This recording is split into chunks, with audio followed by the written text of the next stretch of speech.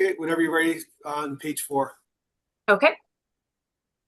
Okay, fade 2. Interior, candlelit room with the blinds closed, night.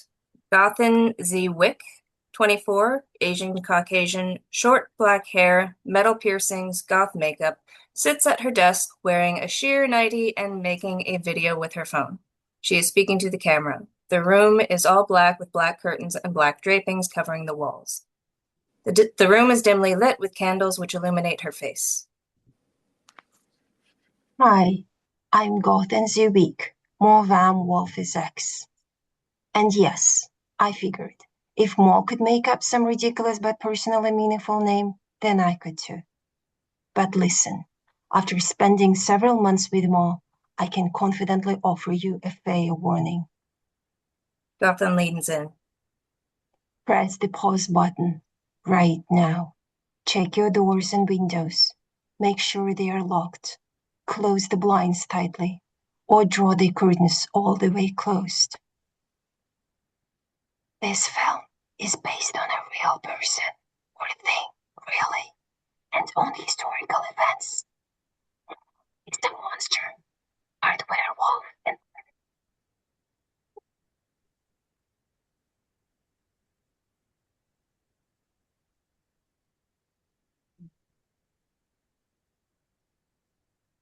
Mo loves to fight, and he doesn't like people knowing his story. He wants to remain anonymous.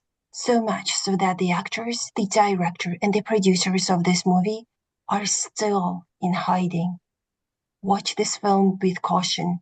If he catches you watching, he might rip you to shreds and eat parts of you, or drink all your blood. If you're lucky, maybe he'll just beat you to a pulp. Gothan leans back for emphasis. And trust me on this. Do not invite anyone into your home while you're watching this, or for a few days afterwards. And if there is a full moon right now, just wait. A werewolf's senses are extremely enhanced. You don't want him to hear this film playing in your home. Just watch it next week. So, press pause, lock up, cover the windows, and then star. A loud crash makes Gothan jerk and gasp as a grotesque head smashes its way through a window. Gothan spins around, screams, and runs, with the phone still videoing. The werewolf crashes the rest of the way through the window, exposing its grotesque body briefly, before running after Gothan. Interior, old four-room home, day. Super, small town of Grandview, 1952. Sparse furnishings and clutter are not enough to keep Mo, 9, Caucasian male, huge for his age, messy hair, old clothes that are too small, from doing his homework. But the front door opens abruptly, and in steps something that will keep him from his homework, an abusive father, 40, dirty work clothes, perpetual bad mood. Mo looks up from his homework with fear in his eyes. I told you to clean this place up, son. Dad, I was going to clean up after I finished my homework. Homework. Cleaning up all your damn messes is your homework. The abusive father smacks the kid on the back of the head. Mo jumps up and begins cleaning. The abusive father kicks him in the butt, then opens the fridge, pops a top, and chugs it with the fridge door still open. Interior, old four-room home, dawn. Super, small town of Grandview, 1956. The abusive father steps out of his bedroom wearing boxers and a sleeveless undershirt. His hateful gaze lands on Mo, who sits at a cluttered kitchen table with a bowl of dry cereal, reading a tattered copy of Tunnel in the Sky by Robert A. Heinlein. It's summertime, Morris. If you're old enough to get up early and read, you're old enough to get a job to pay for all that food you eat. I'm 13, Dad, and please, please call me Mo. Tell him you're 17. You look it. I tried that. They asked for a driver's license. The abusive father explodes in anger, swatting Mo around and knocking the bowl of cereal all over the floor. Dad, no, stop! Mo holds his arms up like a boxer to protect himself, which infuriates the abusive father even more. He swats the boy around until he curls into a fetal position under the table. Clean this mess up, then get out there and find a job. And stop crying like a baby, or I'll give you something real to cry about. Interior, old four-room home, day. Super, small town of Grandview, 1961. The abusive father moves the antenna around on a new black and white television as the front door bursts open. Mo, now 18 and enormous, steps in excitedly with an open envelope in one hand and a letter in the other. Dad, I got into state on a football scholarship. A full ride, Dad. The abusive father doesn't even look up, but does whack the TV on its side. Oh, you're a college boy now, are you? Instead of getting a job after high school next week, you'll be running off to the big city. Well, yeah, but I can work until it's time to go. You got that right. You're not staying here if you're not working. Mo looks back and forth between the letter and his father. Exterior, Palm Springs Bar, night. Palm Springs, spring break, 1962. A bartender, 23, mixed race, tall with long flowing rock star style hair, shouts across the bar over the live music and noisy crowd. Mo, forget those guys, man. You don't want to mess with them. They're the front line of the Los Angeles Rams. Huh? What do you mean? There's four only of them, and I am the front line of our college king. Just go and sleep it off. All right. If you get into it with them, they're not there. There's no telling how much damage you'll do to this place. Well, I'll side take him out. Then uh, what was I saying? You were explaining how you needed to go home and sleep it off. No problem. See you in class on Monday. Oh, yeah. Yeah. Thanks. Okay. Good night. Good night, Mo. Mo staggers his way past the NFL players, but they are laughing too hard for his liking. Hey, hey, you laughing at me? Me laughing at you? Huh?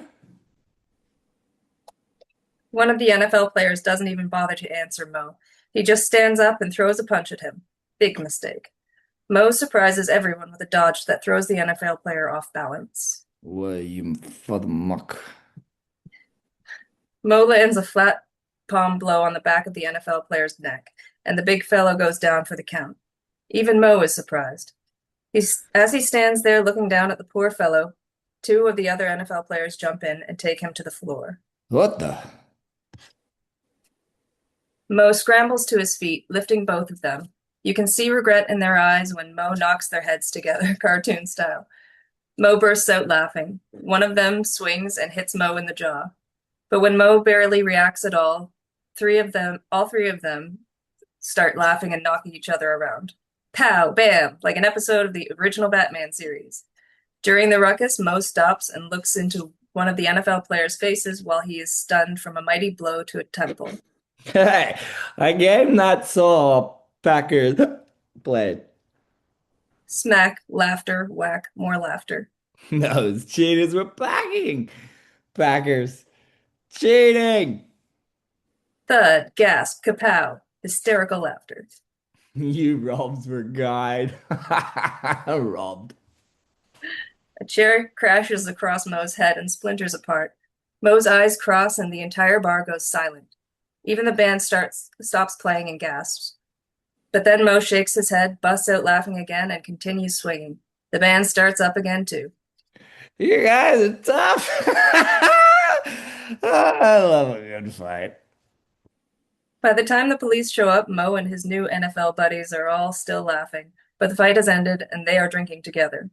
That first guy Mo knocked unconscious has a towel full of ice on the back of his neck. Fighting, almost summed me up. Hey, woo! Hey, I'm glad you guys are NFL players and college call players. College. Well, Mo fought so much and so often that it was hard to know if he loved it or if his father just turned him into a monster. Fade to interior old four-room home, day. Super, Mo's childhood home, 1966. Mo rides up to his childhood home on his 1959 Harley-Davidson Sportster. It's obvious that the home has been abandoned, but he knocks on the door anyway. I wonder if that key is still here. Mo feels around over the window shutters and is pleasantly surprised when he finds a key. Before he goes in, he pulls all the mail out of the mailbox and picks up the rest off the porch. The inside of the home is trashed. The lights don't work. The water's been turned off, and Mo immediately regrets opening the refrigerator. Where are you, Dad? Mo begins cleaning. Exterior old four-room home, evening. Mo drops a stuffed trash bag on top of the pile of other trash bags by the curb. There's some rickety old furniture there too. As he walks back in, he hears an unearthly howl in the woods. He stops and looks around. The hell? Interior old four-room home, night. The home is clean, but the rooms are bare with most of the old furniture out by the curb. One of the only things left is his old twin-sized bed in his childhood bedroom.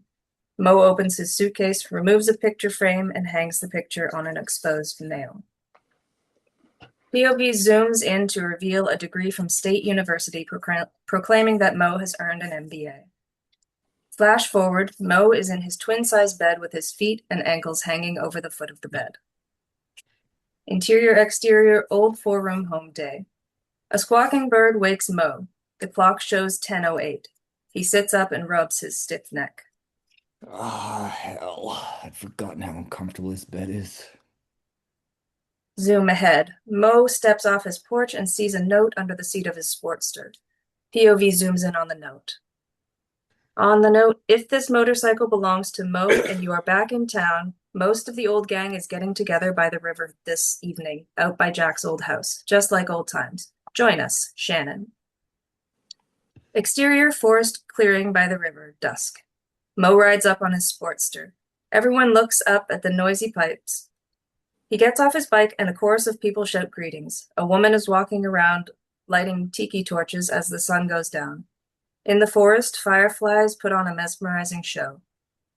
Shannon, 23, Caucasian, blonde, jeans, halter top, runs up and throws her arms around the big man, while a country boy, Tommy, 26, scrawny, cowboy hat, chip on his shoulder, follows close on her heels. Shannon, how are you? Still stuck in this crummy little town. Are you here to stay? I'm here to get my dad's things in order. Oh, I'm sorry. No one has seen him in weeks. Tommy inserts himself into the conversation. Hi, Mo. I'm Tommy.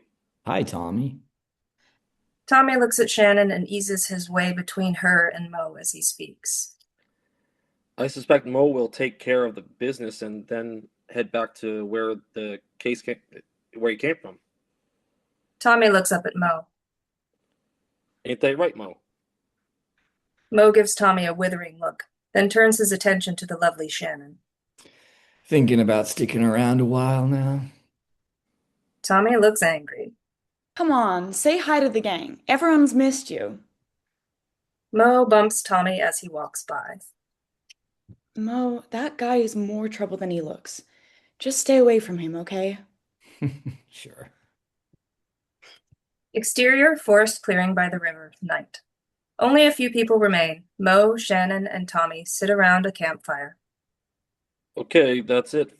That's it, you son of a bitch. Just get away from Shannon and stay away from her. Mo laughs. Tommy, I told you I'm not your girl. Shannon and I have been friends since, well, grade school. If I want to hang out with her, I will. You'll be sorry too. Shannon, how about if we meet up tomorrow and you can fill me in on what you know about my dad? It's obvious that my new friend Tommy here is not going to give us a moment to talk.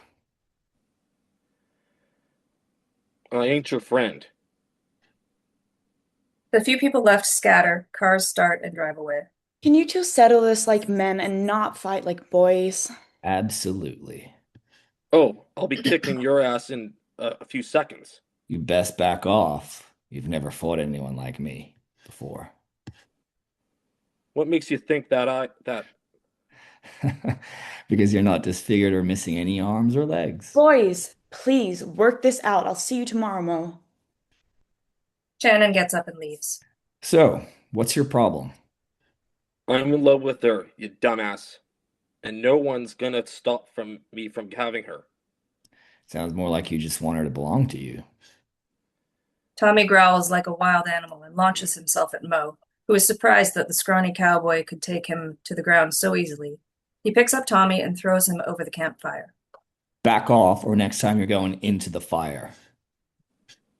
Tommy not only growls, but he snarls, revealing canines long enough to be fangs. Tommy leaps over the fire and proceeds to pummel Mo. And pummel him some more. But one good kick sends Tommy flying. Tommy gets back on his feet quickly, although it is more like on all fours. Damn, man, you're even tougher than those NFL dudes. This is the first time in my adult life when I didn't enjoy a fight. I haven't laughed once. Tommy growls again, then charges so fast Mo can't believe it, or stop him as he tears into the bigger man like a honey badger. In moments, both are bloody. Mo manages to get Tommy in a headlock, intending to choke him into unconsciousness, but Tommy sinks his teeth into Mo's ribs and shakes his head like a predator. Ah, you sissy! Now you're fighting like a girl. Mo turns him loose and Tommy runs into the woods. Mo is on his knees holding his bleeding wound. He takes off his shirt and presses it into the teeth wounds to try to stop the bleeding. You can clearly see a tattoo of a football in front of a goalpost on his arm. Ah, hell, that burns bad. What the hell is on my shirt? He throws his shirt on the ground and contorts himself so that he can see the two semicircles of teeth wounds. The area is already inflamed and red all the way around, and the redness is expanding fast enough to see.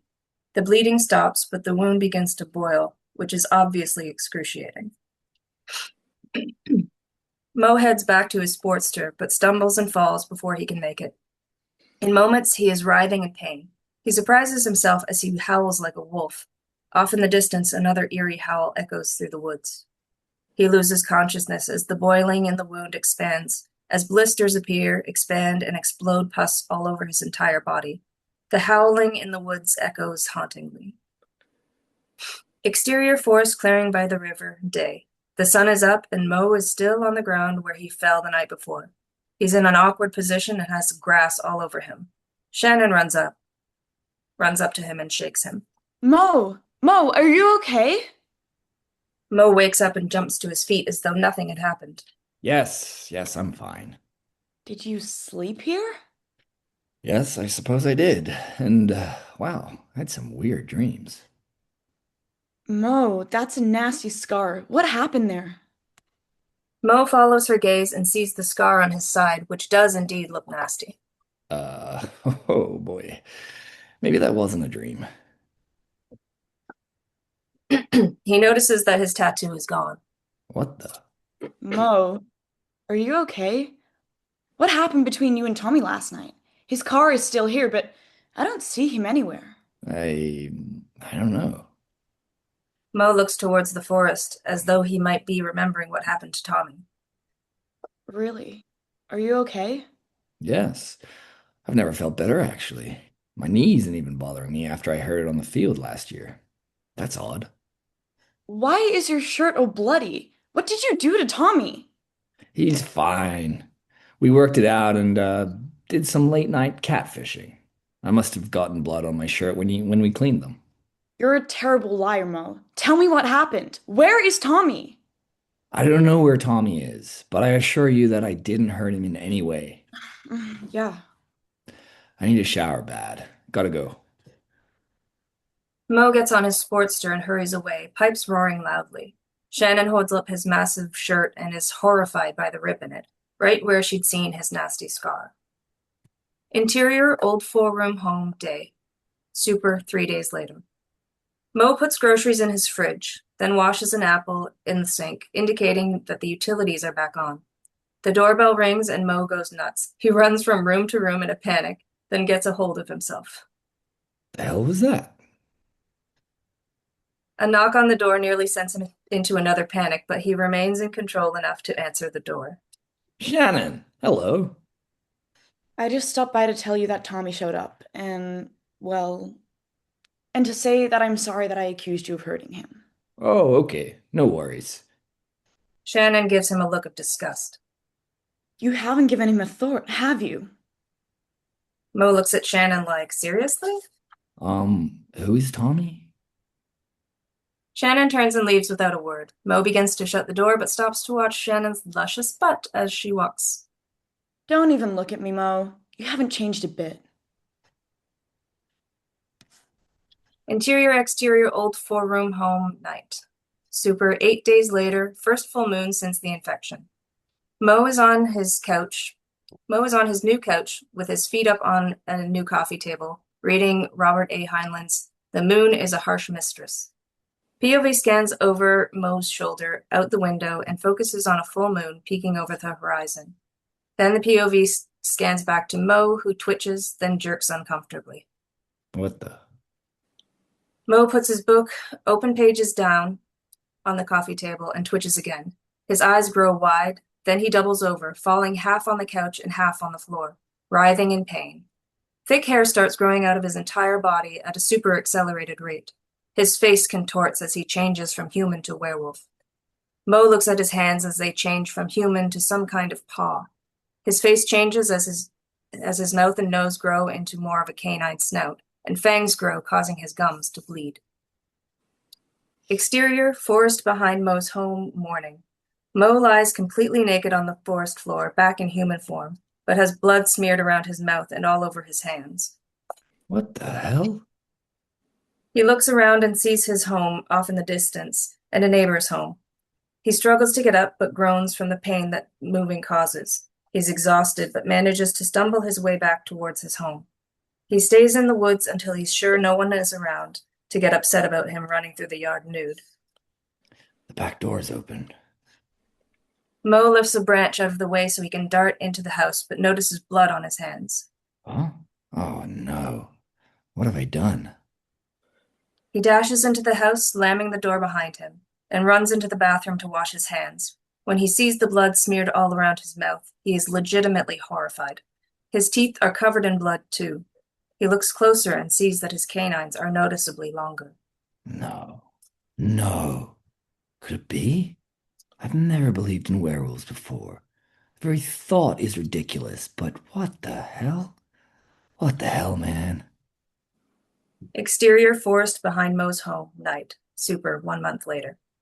A white-tailed deer in brilliant moonlight grazes on the sweet grass in a small meadow. When the deer gets near the forest, Wolf Mo leaps out of his cover, rips it open, and begins feasting on it while the animal is still struggling. Interior, old four-room home, evening. Super 2 months later. Mo's childhood bedroom has been transformed. On the wall are several newspaper articles about missing pets, partially eaten wildlife carcasses, and a local man named Tommy who is missing again. A calendar has X's on the days leading up to a date where a full moon is indicated. POV expands to reveal Mo tightening bolts on a large animal cage.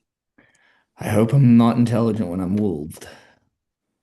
Mo gets in, locks the door from the inside with a combination lock, and gives the dial a spin. Interior, old four-room home, morning. Mo wakes up exhausted as usual, still in the cage, which has a couple of bent bars. His clothes are shredded, but his containment efforts were successful. He breathes a sigh of relief. Exterior, old four-room home, day. Mo steps off his porch with a thermos of coffee in one hand. Before he can get on his Sportster, a neighbor, male gruff, hollers, Mo, did you hear that damn wolf last night? Is that what that was? Damn thing was close. And sounded huge. I didn't dare go out to look. I'll keep an eye out for it. Mo starts his loud motorcycle, ending the conversation. Interior, old four-room home, night. Mo drags a mattress in the door as a delivery truck drives away. He places it on top of the cage, which now has 2 layers of mattresses all the way around and on top. The walls and window are covered, and both the door to the cage and the door to the bedroom have mattresses attached in a way that seals when you shut the door. That should do it, or at least help. Interior, old four-room home, day. Mo pulls an old Kirby vacuum cleaner out of the closet and plugs it in. When he switches it on, he screams, drops the vacuum cleaner, and runs. When he gets in the door of the kitchen, he turns around and screams at the vacuum cleaner, as if his screams were weapons. He finally works up the courage to leap onto the cord and jerk it out of the wall. The plug whips around and smacks him in the eye. He sits on the floor and sighs. Every time. Exterior blacktop through the woods, day. Mo rides his Sportster through a beautiful forest and over a bridge spanning Grandview Reservoir. There are boats on the lake with men in them fishing. He slows and looks across the lake and sees the full moon in the east peeking over the horizon. Oh no. Moonrise is during the day today. I hadn't considered that. No. He guns it, trying to get home before the inevitable happens and causes serious problems. Interior, exterior, old four-room home, evening. Mo skids to a stop in his front yard and runs inside just as he begins twitching. He struggles to unlock his bedroom door, but doesn't make it in time. He falls to the floor and begins the transition to werewolf. Exterior, forest behind Mo's home, dawn. Mo is butt-ass naked on the forest floor, mouth smeared with blood. A raspy voice wakes him, and he looks up in disbelief as a vampire, 157, male, white skin, black hair, old suit and tie, stands over him. So the rumors are true. I've hunted you for months. I've seen the carcasses you've left behind. Mo struggles to get up. No, don't even try. You're too weak. This is why I've been hunting you on the mornings after full moon. You are a formidable enemy, and your condition guarantee me that you can't defend yourself. Why have you been hunting me? Your predecessor did his hunting elsewhere, respecting my territory. You take and take with no regard for others. So instead of teaching me what I need to know for us to coexist, you're just going to take my life? Something like that. If I consume your blood, I will not have to kill another human for months. I can live off deer and coyotes. You're doing your fellow humans a great service. Doesn't seem like it. The vampire kneels, pins Mo's wrists to the ground, and sinks his teeth into Mo's neck. Mo barely even reacts. The vampire's body pulsates grotesquely as he sucks Mo's blood. Mo watches with uncaring eyes as the vampire drinks all the blood he can suck. Mo's face slowly turns white. Ah, that was some rich blood. I've never tasted blood that was spicy before. He walks away with a sigh. Mo, still alive but unable to move, watches him saunter away. But then the vampire stops walking, and in a moment bends over and begins gagging. He drops to his knees, coughing violently until blood spurts from his mouth. The vampire spins around and looks at Mo with hate in his dead eyes as his body begins melting from his mouth to his belly. The vampire falls over on his right side in the dirt. Steam rises from the bloody canyon in his body. Mo is unable to get up, so he just lies there and watches his werewolf blood dissolve the vampire. The neck and lower jaw disintegrate first, then his torso, leaving his arms and legs. But even Mo is a little freaked out when he notices that the vampire's eyes are still blinking. His torso is gone from the lower jaw down, but his brain and wild eyes are still alive.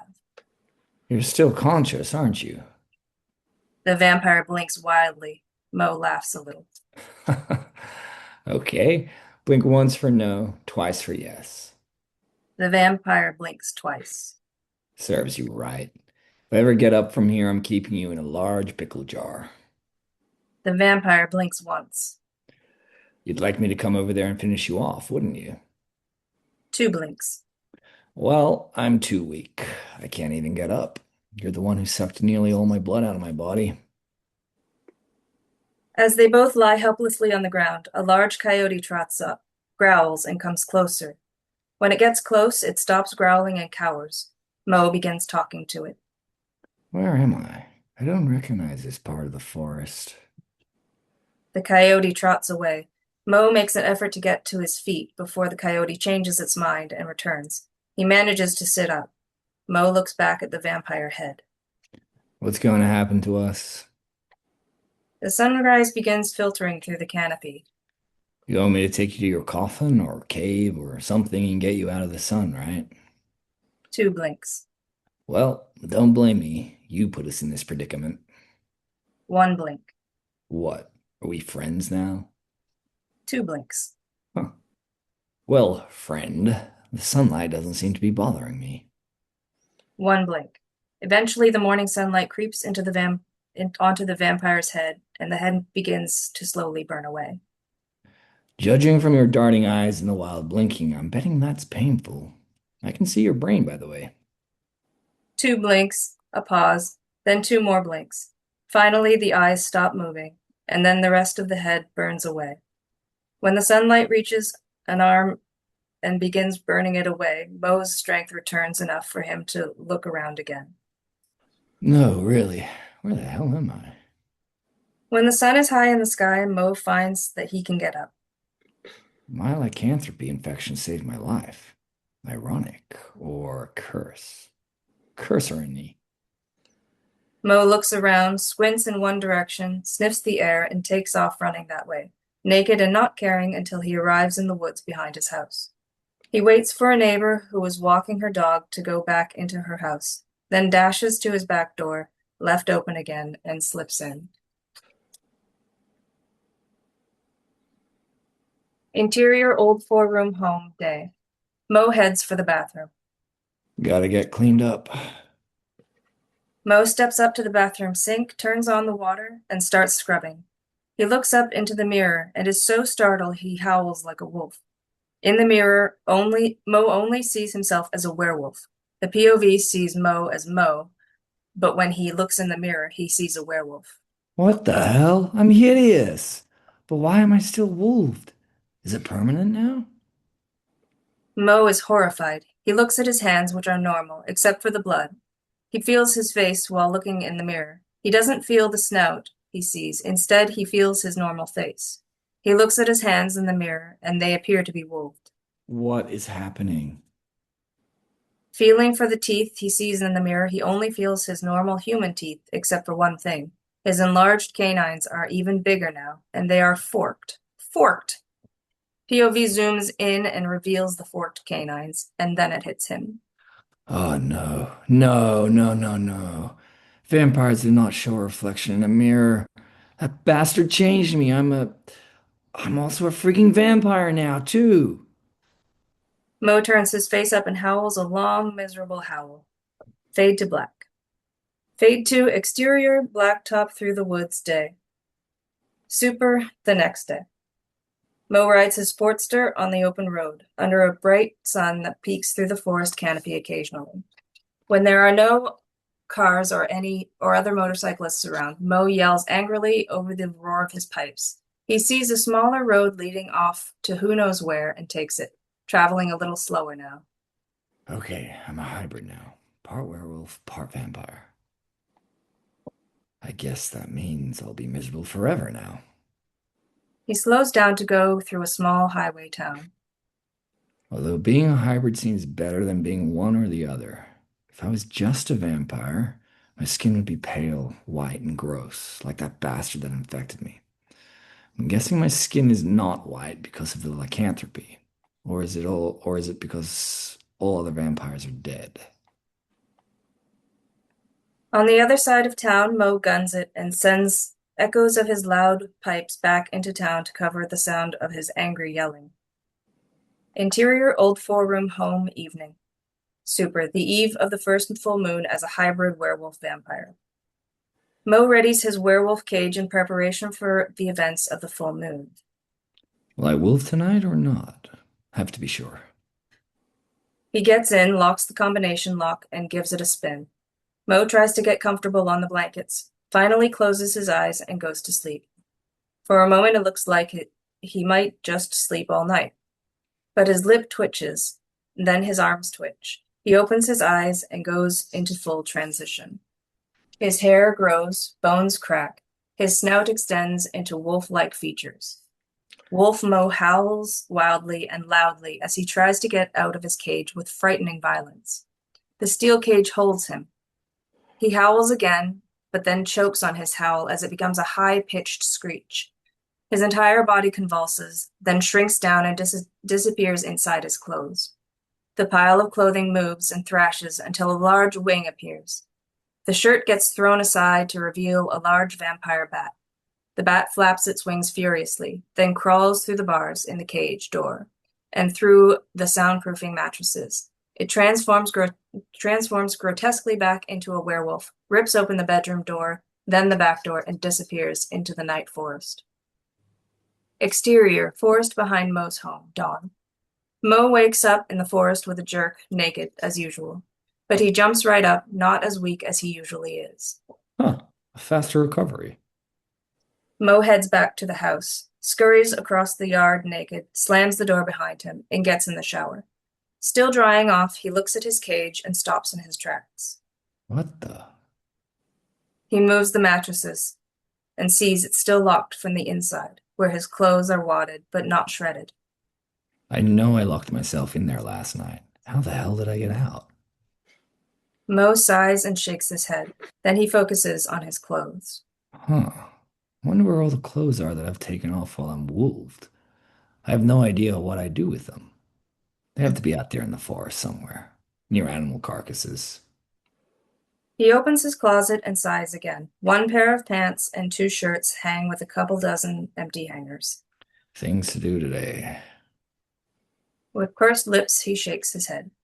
Somehow I have to find a way to fit in. Apparently I'll be doing this for eternity. Fade to black. Mo distanced himself from the few friends from high school who still lived in town. Although he interacted with the other townspeople in Grandview and was nice enough to everyone. But Mo did not make any meaningful relationships with anyone. He seemed resigned to simply living out his life in solitude. Fade to interior remodeled home day. Super. 3 decades later, 1998. Mo is 55. Mo closes the hidden door to his containment room and opens his closet door, revealing a new walk-in closet full of suits and leisure clothes. Flash forward, now he's wearing a sports jacket and a blue button-down with no tie, and he is stepping off his expanded front porch with a to-go cup of coffee. He walks through an immaculately manicured lawn, but as the POV follows him, instead of swinging a leg over his old Sportster, he climbs up into a luxury Mercury Mountaineer. Interior local library day. A librarian, 65, female, hair in a bun, stops in her tracks as Mo walks into the library. Mo, nice to see you. Good morning. Are you here to read again? Absolutely. Mo keeps walking. He sees a large room full of noisy children and young mothers. A trace of a smile touches his cold lips, and he steps into the room. Good morning, kids. A chorus of children and young mothers greets him. A small child, 4, blonde hair, big smile, speaks up. My dear Mo, oh, are you going to read Riddle Red Riding Hood again? Absolutely. Yay! A little girl, 7, African American, tiny bows in her hair, speaks up. Mr. Mo, can I be Little Red Riding Hood's grandmother this time? Only if I can be the wolf. The room cheers. The librarian has stepped into the room, and she claps her hands too. You really make the wolf come alive, Mr. Mo. Well, it's in my nature. Who wants to be Little Red Riding Hood? Everyone, kids and mothers alike, raises their hand. As Mo takes his seat at the front of the room, one of the older kids hands him a book, which he opens upside down, and then looks confused. Hey, what are all these funny squiggly things in here? The kids all laugh and shout together. Words and sentences. Mr. Mo, turn it over. You have it upside down. Mo turns the book right side up and nods. Oh, okay. I see it now. Mo holds the book close to his face and looks over the top of the book at the kids until they are all quiet from the prompting of their mothers. Once upon a time, Flash forward. the grandmother lived deep in the forest, about half a league from the village. What if half a league, Mr. Mo? Well, a league is about 3 miles, so how long is half a league? Does anyone know? 1.5 miles. Yes, exactly. Very good. The child's mother beams with pride and pats her daughter on the back. 1.5 miles is about from the Piggly Wiggly to the elementary school. Flash forward, the kids are all wide-eyed and hypnotized by Mo's uncanny impersonation of a wolf, which was half snarl and half growl. Good morning, Little Red Riding Hood. Flash forward. The wolf ran straight to the grandmother's house and knocked at the door. Mo turns the book around and points to the little girl's line. She jumps to her feet and does her best grandmotherly voice. Who's there? It's me, Little Red Riding Hood, and I'm going to huff, and I'll puff, and I... All the mothers and kids laugh. No, Mr. Mo, wrong wolf. Mo pretends to be confused, turns the book back around, and looks at the words. Huh? Oh, sorry, sometimes I get all the fairy tale wolves mixed up. Now, where were we? I've brought you some bread and soup. The librarian raises one eyebrow at the switch from cake and wine to bread and soup, but says nothing. Flash forward.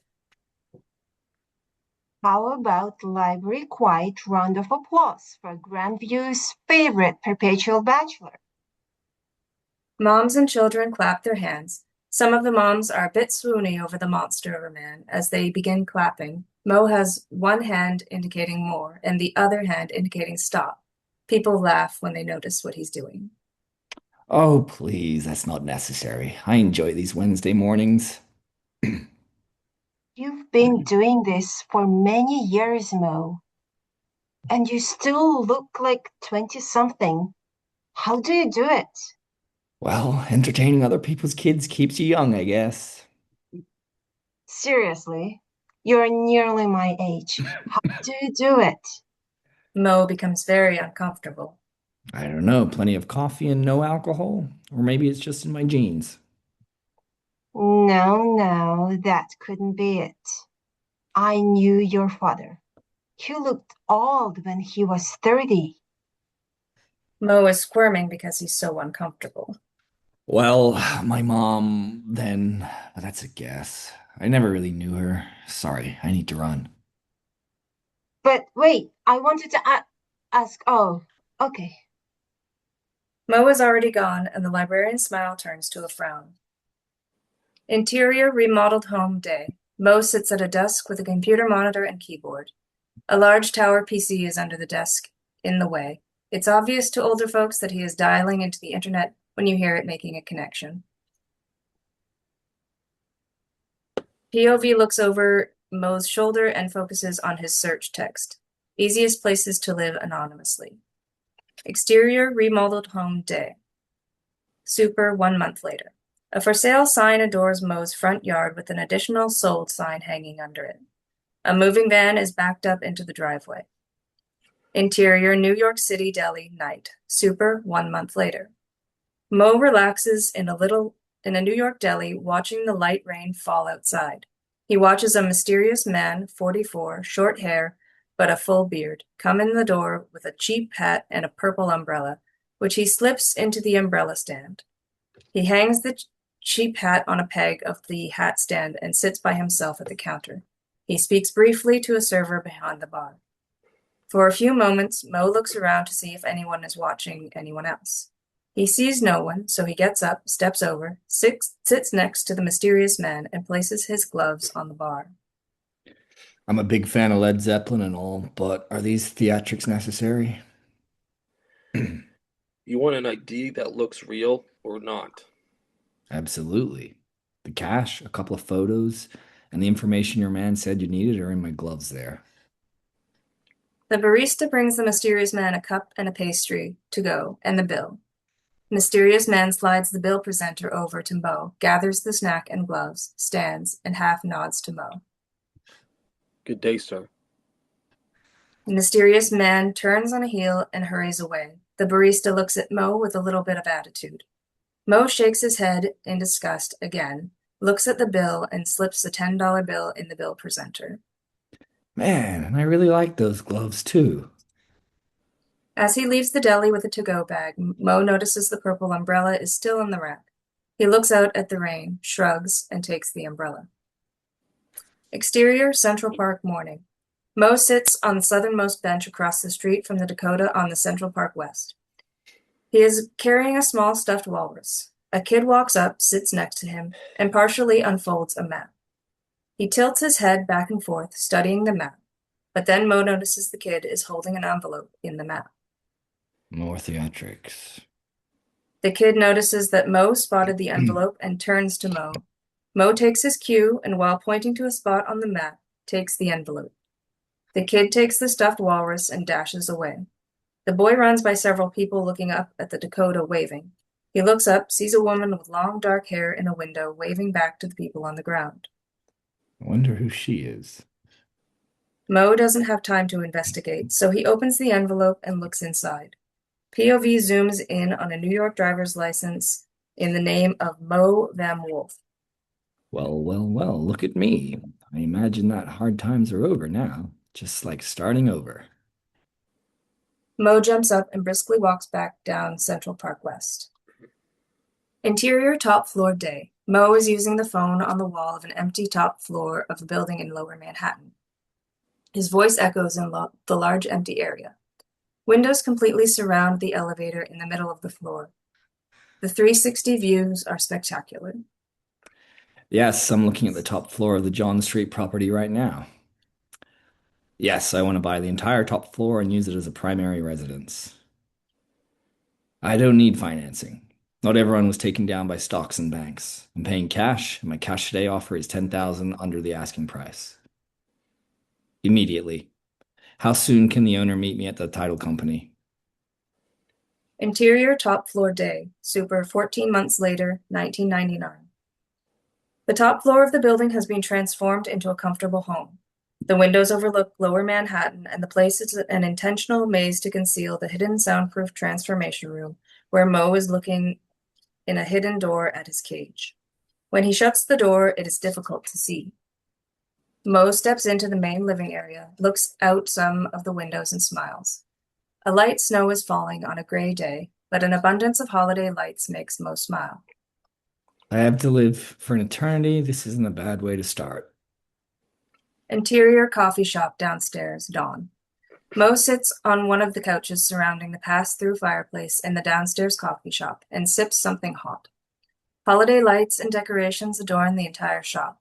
Vince Guaraldi Trio's Linus and Lucy plays in the background. On the opposing couch, an attractive woman, 35, Caucasian, holiday-themed knit cap, sips her tea and asks him a question out of the blue.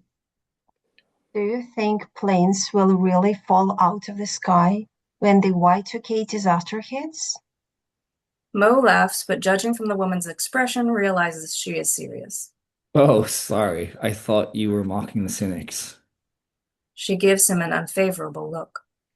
I think the worst case scenario is already happening. A lot of programmers are making a lot of money working overtime.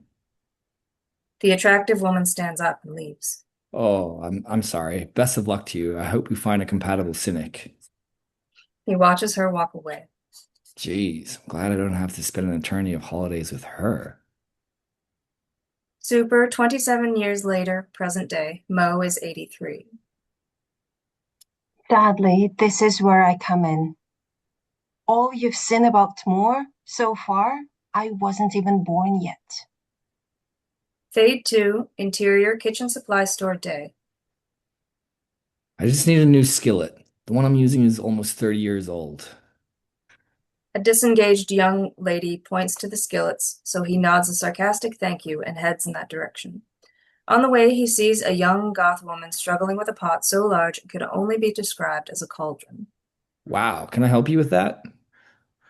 Gothan looks him up and down with greedy eyes, sizes him up, and somehow becomes even a little more helpless. Oh gosh, would you mind? Mo picks up the heavy pot and they walk to the checkout counter. I'm Mo, by the way. Mo vam Wolfe. Oh, I'm Gothan. Gothan's unique. Mo returns the sarcasm. Uh-huh. Gothan grins and Mo places the cauldron on the counter and almost walks away. He hesitates, then voices his concern. Maybe I should help you get that to your car. Having a car would be smacks. I'll be lugging this home on the subway. Gothan pays for the cauldron with cash, mostly crinkled ones and fives. Okay, would you like me to walk away or help you get that thing home? Interior, dingy Mariners Harbor apartment building day. Mo holds the pot while Gothan gets her keys in the doorknob. When the door opens, she calls out to her roommate Vanessa, 24, female, Caucasian, metal in her face, black shaded eyes, black hair, black panties, and a tiny black shirt. Vanessa, are you decent? I brought home a visitor. Vanessa is on the couch, clicking the remote. She looks up, jumps up, and begins to dash away. Oh, a man visitor? When she sees the massive Mo, she slows down so they can give each other a good look, but then moves out of view. Mo remains standing in the doorway. Don't worry about my roommate. Come on in. Can you just put that thing on the counter? Mo takes in the apartment. All the furniture is black, and the living room walls are covered by black curtains. A few pictures with gold frames adorn the black wall coverings. Vanessa comes back in with shorts so small they barely distinguishable from the panties she put them over. Well, where did you two meet? Over on Columbus Circle by Central Park. It was the only place I could find anything large enough to use as a cauldron. Mo helped me to get it home. Gothan turns to Mo. Thank you for that. By the way, I'm sure you have a busy day too. But you took some time to help a damsel in distress. No worries. My work hours are flexible, but I do need to get back soon. Interesting. What are you getting back to? Okay, I'm looking at you two and this apartment, and I'm sure that you would find my line of work boring. Gothan and Vanessa laugh. Try us. I am the curator of the Museum of Numismatics and Philately. Both look puzzled. The Museum of Money and Lottery? No. Numismatics. Coins and bills and philately. Stamps. Vanessa laughs, but then stops herself abruptly. Sorry. That's just not what I was expecting. When I think of stamp collectors, I think of meek old men carrying around magnifying glasses, not a Sasquatch. Gothan shoots Vanessa a look, but Mo laughs good-naturedly. No worries. I do enjoy it. So you're a coin and stamp collector? Well, not personally, but I am building a complete collection of American coins for the museum. Fascinating. Vanessa gives Gothan a really look. Tell you what, I'll let you two talk. I need to go downstairs to do the laundry anyway. Vanessa is largely ignored as she gathers clothes and steps out. So, what do you do? Huh? What do I do? For a living, you mean? Yeah, Don't think poorly of me, okay? I promise I won't. I'm a trust fund child and usually a student, but I'm taking this year off. Interesting. Please don't get this wrong idea. I'm not some overprivileged, spoiled kid. When my parents died, the state-provided attorney put the insurance money into a fund. I get monthly deposits until I graduate college. Then something else happens. I won't know until I graduate. So sorry about your parents. Thanks. I'm going to change the subject though before I start crying again. You look like you're my age. Too young to be the curator of New York City Museum. I'm not as young as I feel. I can tell there is something truly special about you. I do feel very different from others, but I sure wouldn't call me special. No, I can tell. I have a gift for knowing when someone is special. I believe that might be because you are the one who is quite special. What, how would you like to get together again for dinner or something? I'd like that. Here, Gotham hands her phone to Mo. let's add each other's contact information on our phones. Mo hands her his phone. What are you thinking? Asian? Italian? Burgers? I can't really eat Italian anymore, but pretty much anything else is good. Do you have a favorite place? You can't eat Italian anymore? No, one day I just acquired a sudden aversion to garlic. Mo gives the camera a quick glance. Sounds like there's a story there. You're very perceptive. We can discuss that and much more over dinner. Interior French cuisine restaurant night. Mo and Gotham get settled into a candlelit table for two by the window in a rooftop French cuisine restaurant. The view of Manhattan is breathtaking. Okay, it's working. Working? You're obviously trying to impress me, and it's working. I brought you here because I love this place, and I have and I have been impressed every time I come. I'm surprised you like French food if you can't eat garlic. The food in the south of France has a lot of garlic, especially near the borders of Italy and Spain. But up north, like in Normandy area, butter pretty much takes the place of garlic. So I'm in for a treat? Ah, oui, mon ami. Oh, you speak French? Only what I learned by watching Groundhog Day and foreign films. Groundhog Day? Sorry, I need to come up with more current references.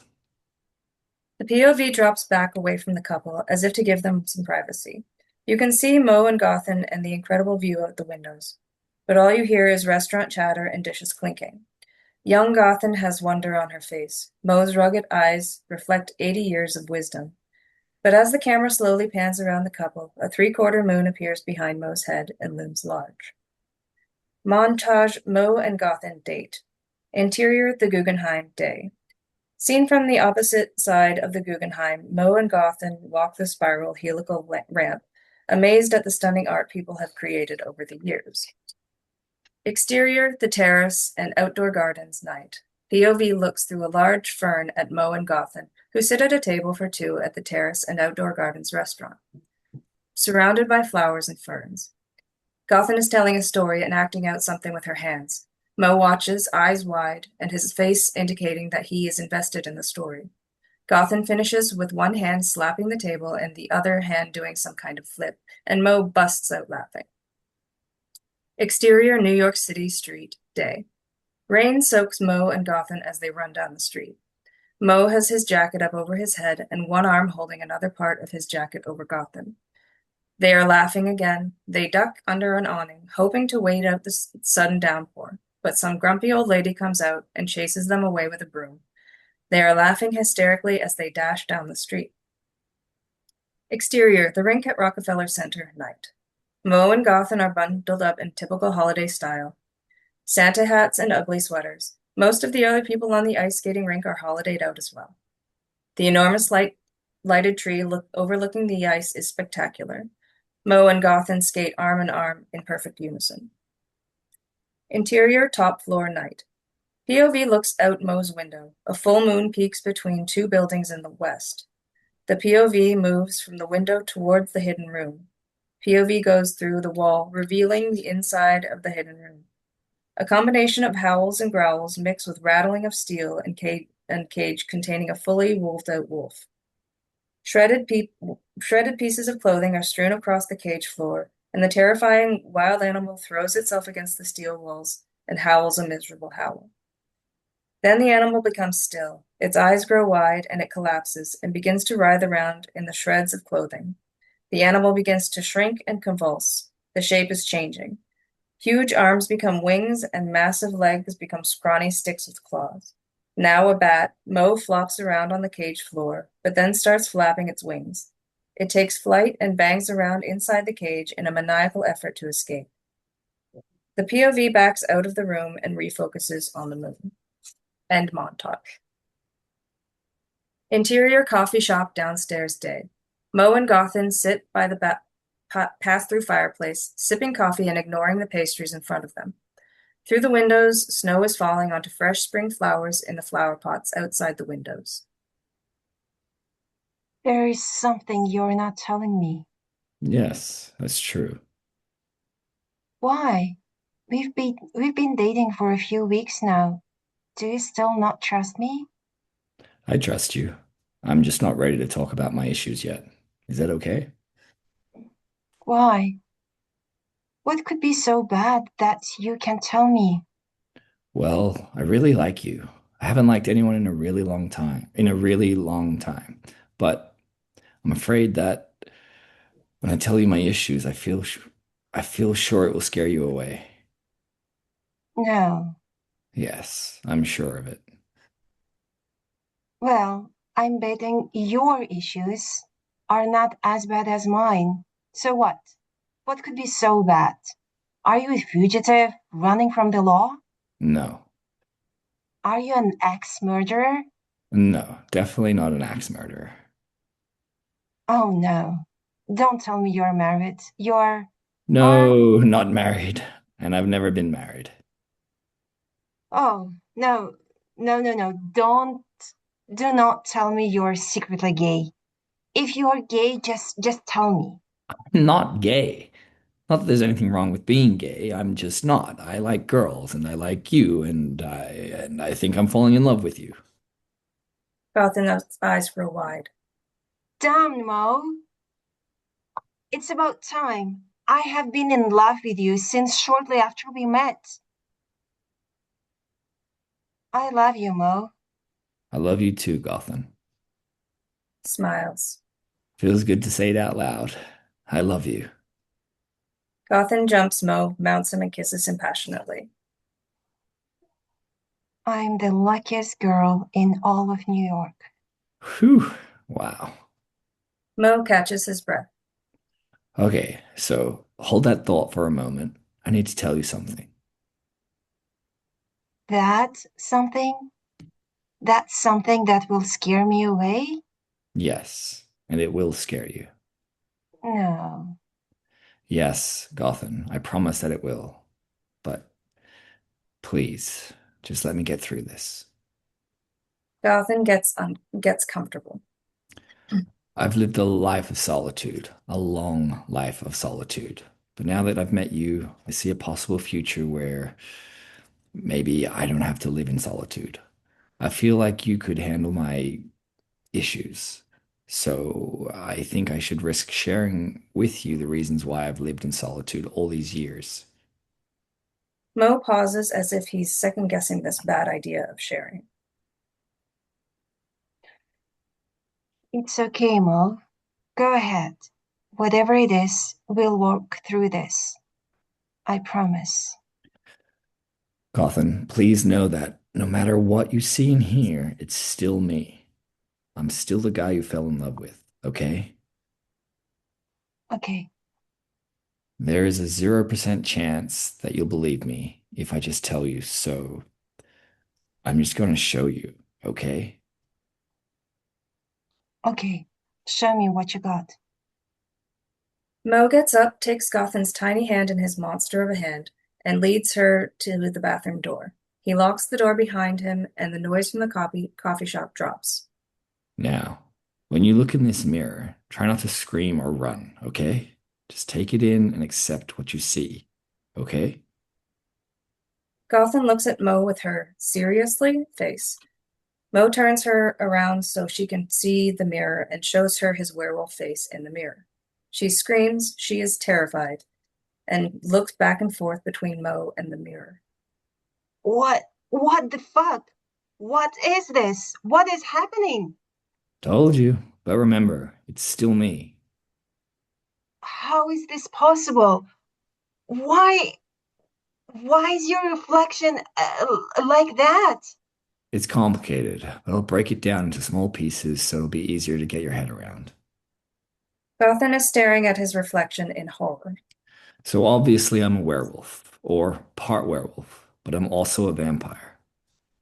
She snaps her head back at Mo, her face a whole new level of horrified. That's why you only see the werewolf part in the mirror, because mirrors don't reflect the vampire's reflection. All you see is the werewolf. I thought all this was a pure folklore, not real. Oh, it's real. I'm living it, and I have been for over 80 years. Gotham's face scrunches up into disbelief. You're 80 years old? I'm 83. Oh, no wonder he seems so wise. Mo chuckles. Oh, Mo vam Wolfe. I knew you made that up. Mo laughs heartily. Okay, wow. This is a lot to take in. And I thought my practicing witchcraft would be the star of our reveals. Wait, what? You practice witchcraft? Gotham sighs. Yes, I'm a witch. Quite the modern couple we make, huh? You're a witch, like with spells and hexes and such? Yes. Remember that cauldron you helped me carry when we met? Mm-hmm. Is your roommate a witch too? Yep, I've been teaching her. Yeah? I didn't realize it was such a teachable thing. Could you teach me too? Well, if you're still interested in me after learning. Yes, yes, I can teach you.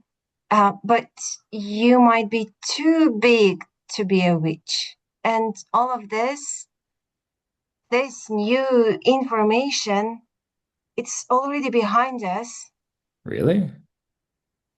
really. Hugs.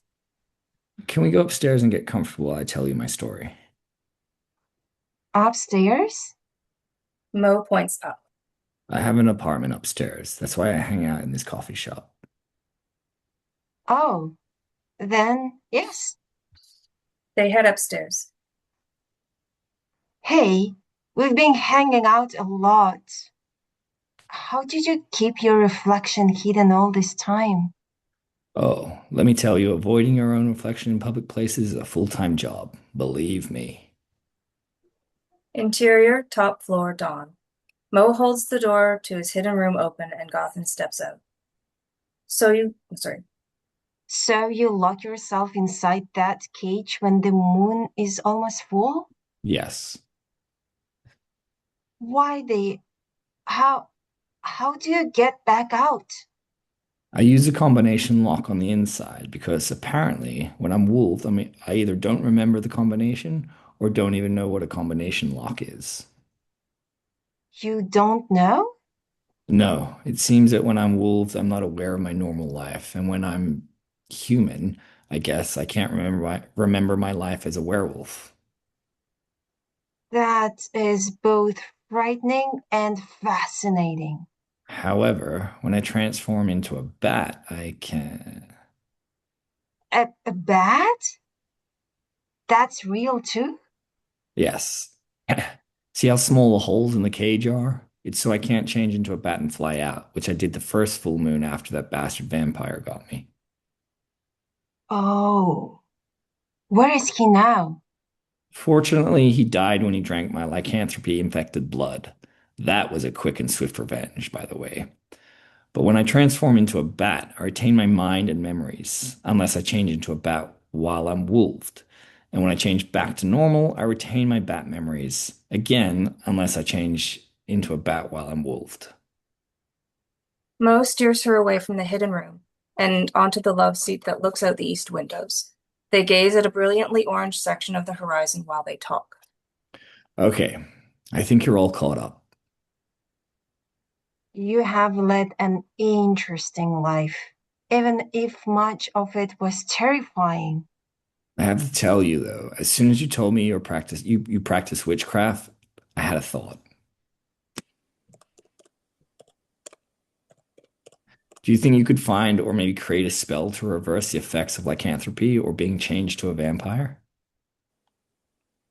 That's an interesting proposal. Maybe we can learn or find spells like that, or create new ones. Mo nods and they turn their attention back to the sunrise. Fade to black. Fade to interior, dingy Mariners Harbor apartment building night. Mo sits on the couch between Gotham and Vanessa. All three have cups of tea. Mo sniffs his, tilts his head with an expression of approval, sips his tea, closes his eyes, and allows the tea to soothe him. Gotham and Vanessa sip theirs too. So, Ma, She sips her tea, adjusts her position so that she is facing Mo, and looks into Mo's eyes as though she has something important to say. Vanessa follows Gotham's lead and adjusts her position so she's facing Mo too. we have something to tell you. Okay, what's up? I need help with the research and spells, so I told Vanessa everything. Mo is visibly bothered, but he's not too upset about it. He looks at Vanessa. Okay, and you're okay with all of this? I'm so okay with it. We're all a little different somehow, and I feel like we can trust you with our lives. Vanessa is Mo looks at Gotham. incredibly resourceful when it comes to finding ingredients that are difficult to close to impossible to find. She also has a knack for finding Wiccan resources. I see. I'm hoping that three of us can become very close. So close that I would welcome him into our bed. Mo looks back at Vanessa and then back at Gotham. Our bed? Yes. So Vanessa and I often sleep together. Are you okay with that? And by sleep together, do you mean? Yes. We often, Gotham looks to Vanessa for how much to reveal. We scrum our bodies together until we're both satisfied. Yeah. Yes. yes. Yes, I am so okay with that. Everyone laughs, although it's a little bit of an uncomfortable laugh. I have a question. Are you okay with that? Gotham gives Vanessa a really look. Of course. Ask me anything. Okay, is there any truth to the folklore? Like, do you really turn into a wolf when there's a full moon?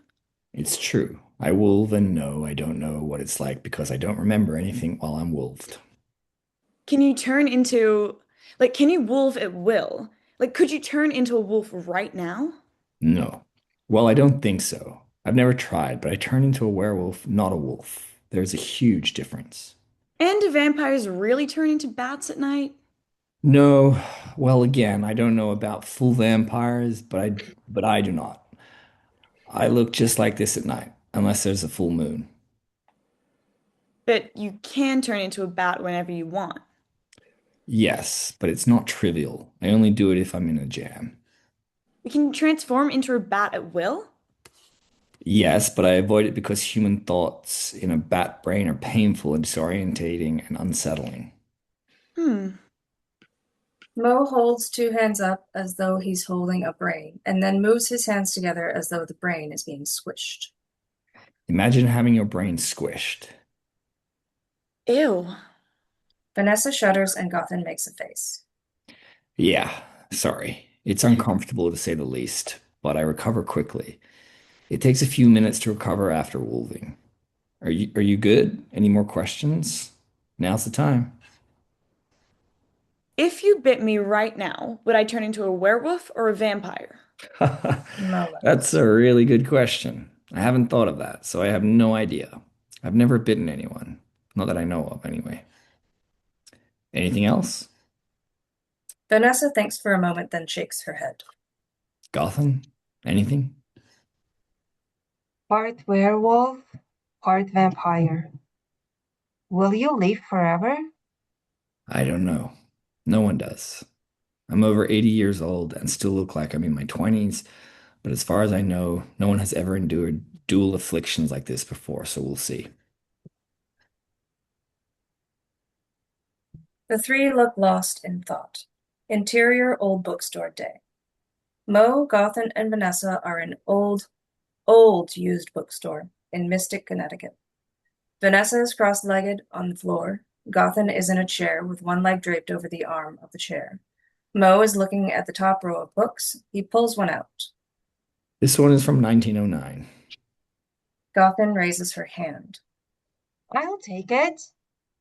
She opens the book Mo handed her and thumbs through it, with the other book still open in her lap. Flash forward, Vanessa approaches Mo and Gothan. She said she needs to close the doors for lunch. Tell her I'll buy lunch for everyone if she's okay with having her favorite place delivered. Gothan never even looks up. She pores over several open books. Flash forward. Empty sacks and dirty plates are scattered about. The three are all reading. Suddenly Gothan sits up, knocking two books off her lap.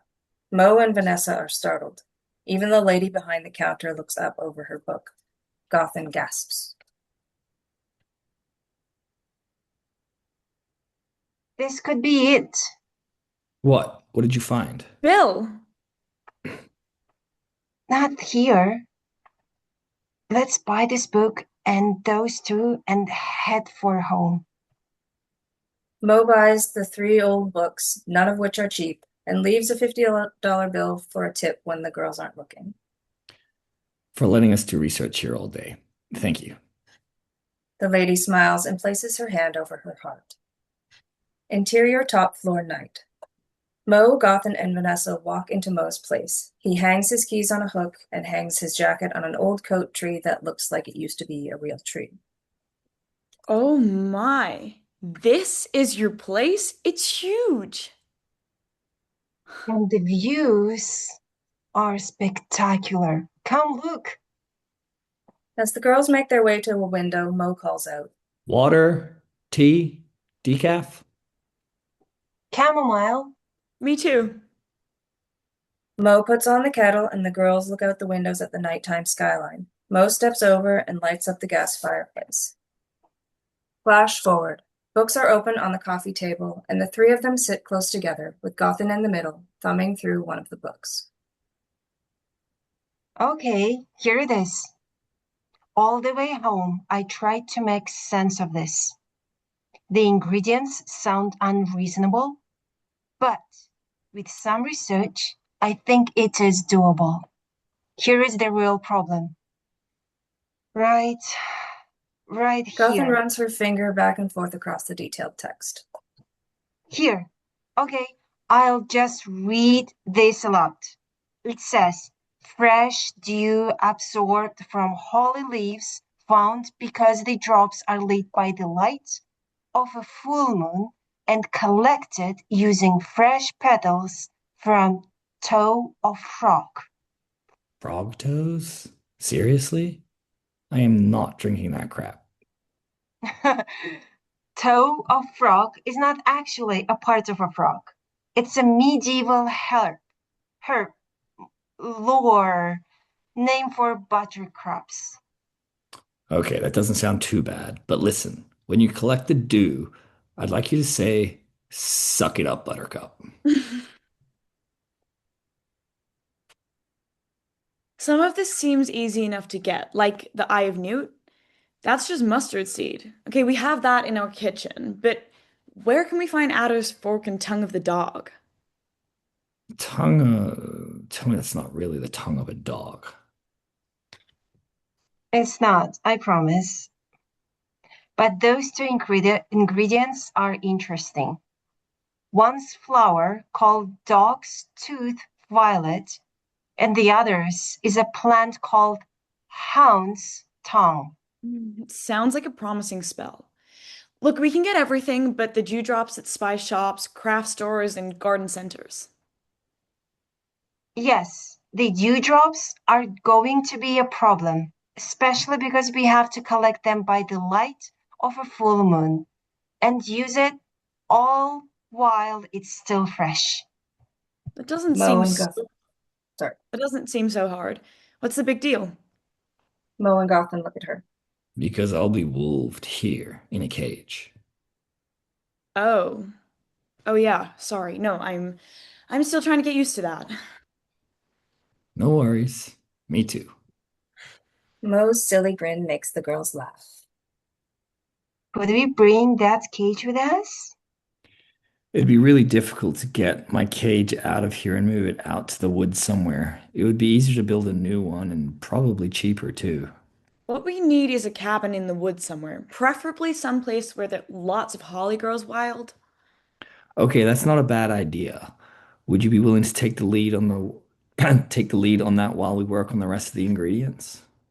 Take the lead on what? Buying a cabin in the woods? Well, finding one. I'll buy it if it's nice, rent it if it's not. Okay, yes, I can do that. What am I looking for? Seclusion, acreage, in the middle of the woods, and not too far away.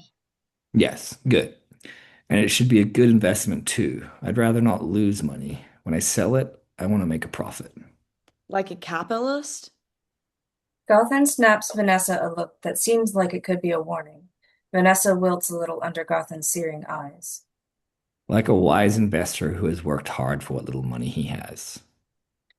Vanessa looks like she regrets her comment. Sorry. Someone being able to just buy an extra house took me by surprise. Maybe a little triggering. No worries. You know, when you've lived over 80 years, you'll have accumulated some assets too. Vanessa nods and Gotham's expression softens. So, if you still want to do this, look for several options. Find a few potential places and we'll take a fun road trip this weekend and check them out. Hovering now. Vanessa whips out her phone and begins searching for real estate. Nice and neat. We have a plan in motion. Also, while we are out gathering ingredients, let's also get everything we need for that spell. Gotham points at one of the other open books. It has promise too, and is nowhere as complicated as Dewdrop spell. Okay, we kind of rock, huh? Montage, the three shopping and researching. Interior, spice store, day. Mo and Gotham are at the spice store. Gotham shops, Mo carries. Interior, spice store, day. Mo is at the checkout counter, handing the checker a credit card. Exterior, top floor, covered balcony, day. Vanessa is on Mo's covered balcony in a lounge chair with her phone and a notepad. She's sitting next to a small fire pit to stay warm and is wearing a hoodie and short shorts.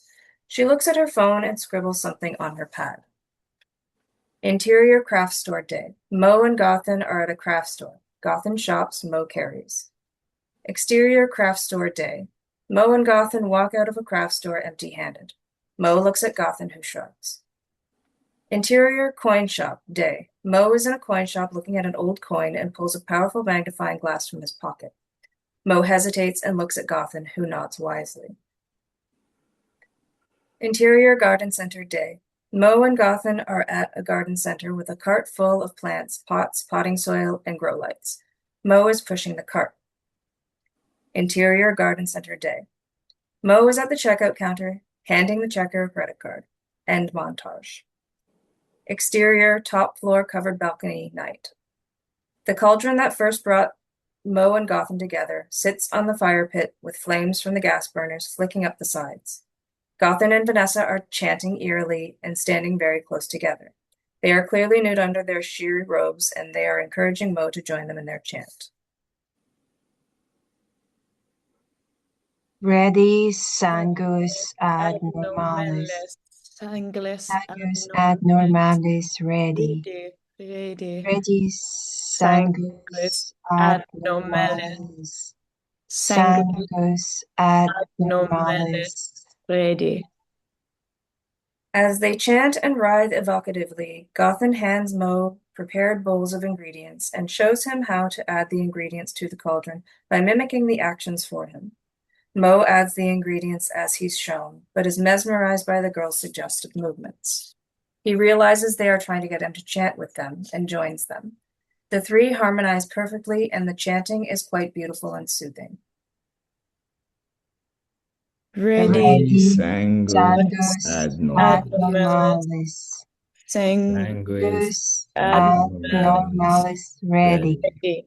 Ready. Ready, Sanguis sanguis ad ad normalis. normalis. Sanguis ad Ad normalis. normalis, ready.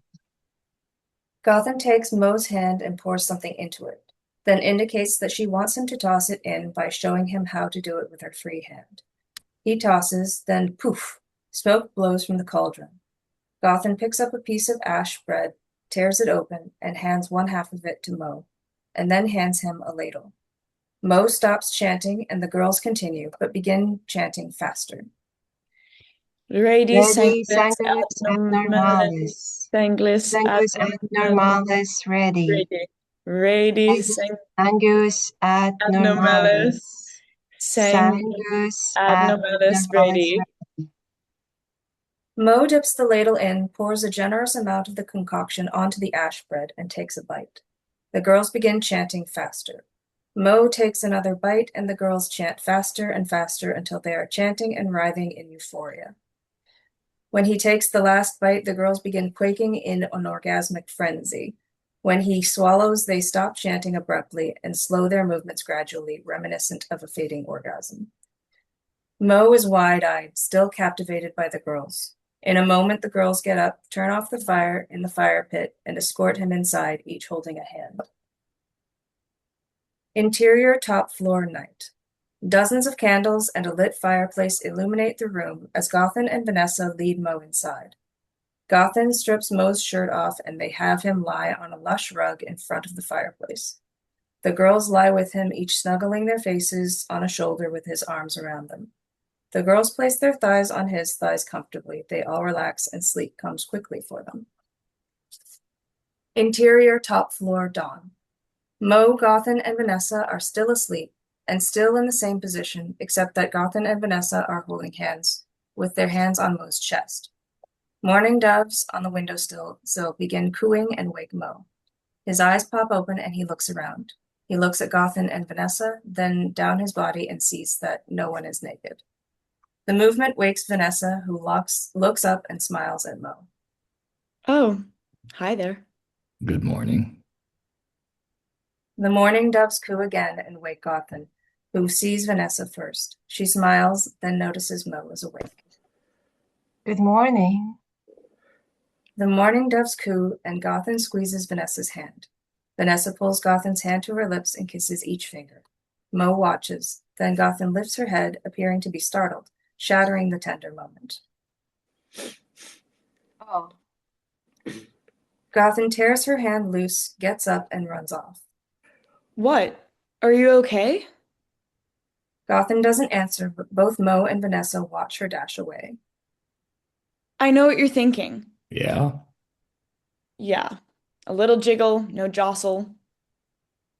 Mo laughs hard but quietly so that Gotham doesn't hear.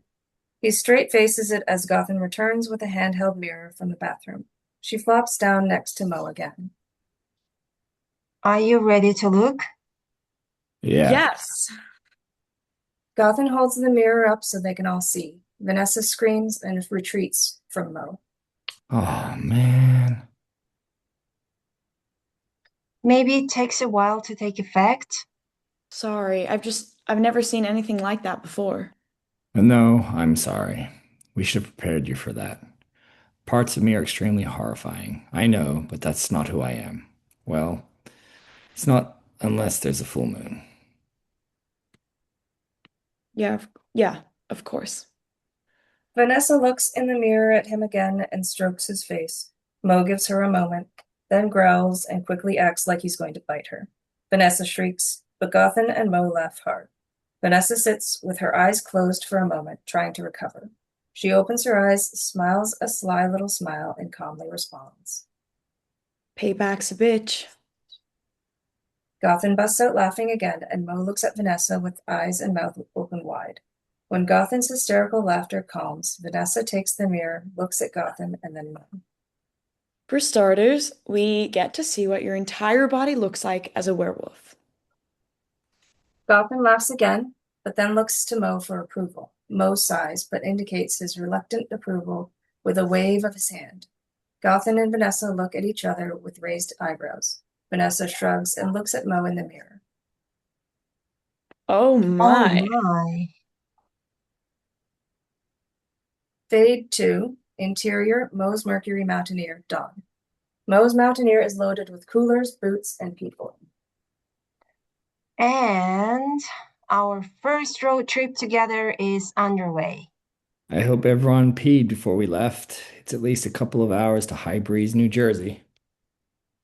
Interior, Mo's Mercury Mountaineer, day. There's a little trash in the floorboard and items on the dash, but no people.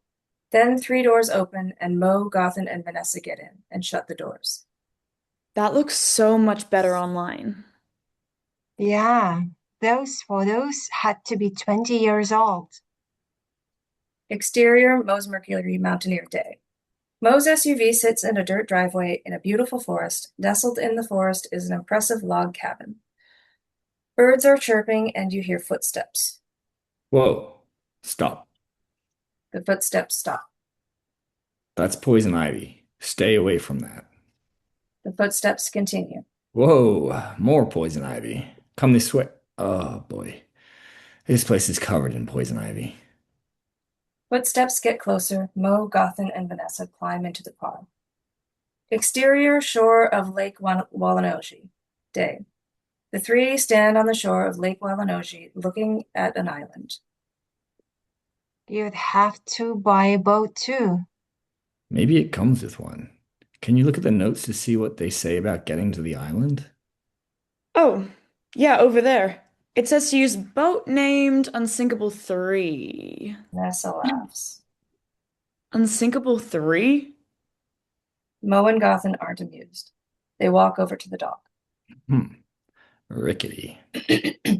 Gothan and Vanessa get in first, while Mo holds the boat. When he gets in with his massive body, the back of the boat rides low. Mo starts paddling. It's going to be hard to get all the materials out to the island on this thing. What I'm trying to say is, we're going to need a bigger boat. Vanessa laughs again, but Gothan's not amused.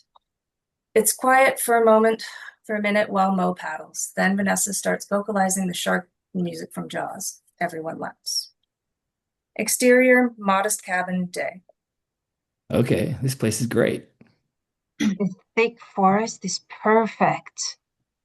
We couldn't even see this cabin until we climbed up the bank. And look, a lot of that underbush is holly. Good job finding this, Vanessa.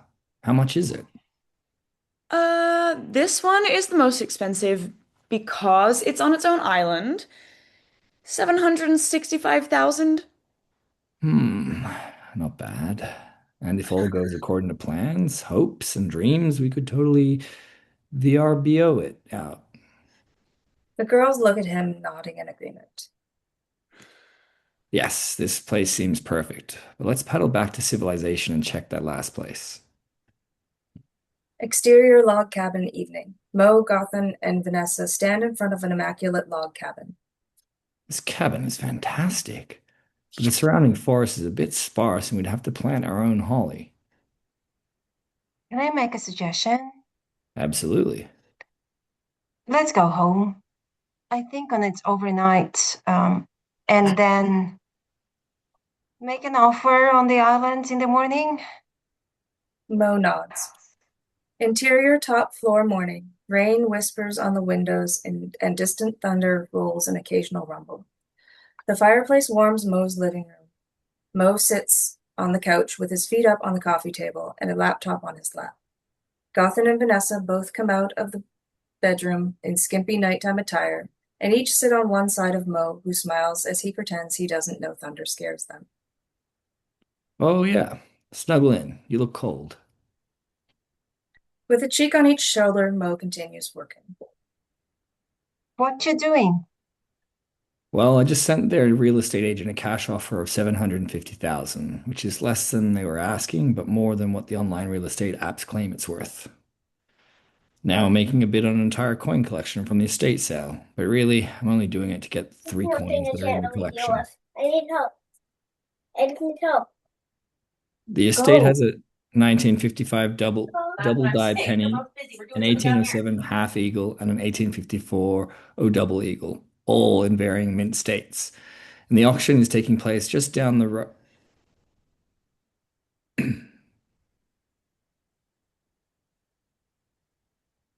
Apologies. Mo looks down and sees that he has bored them both back to sleep. He chuckles and watches the rain for a moment.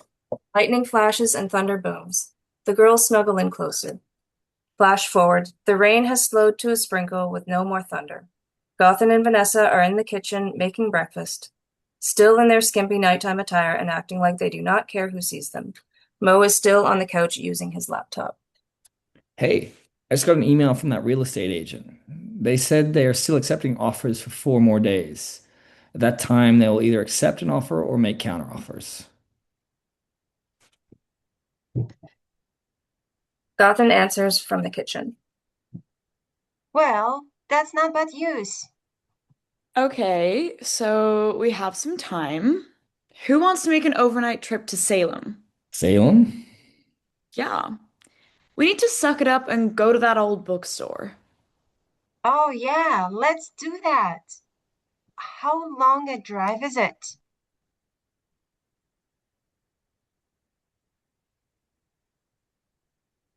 Sorry.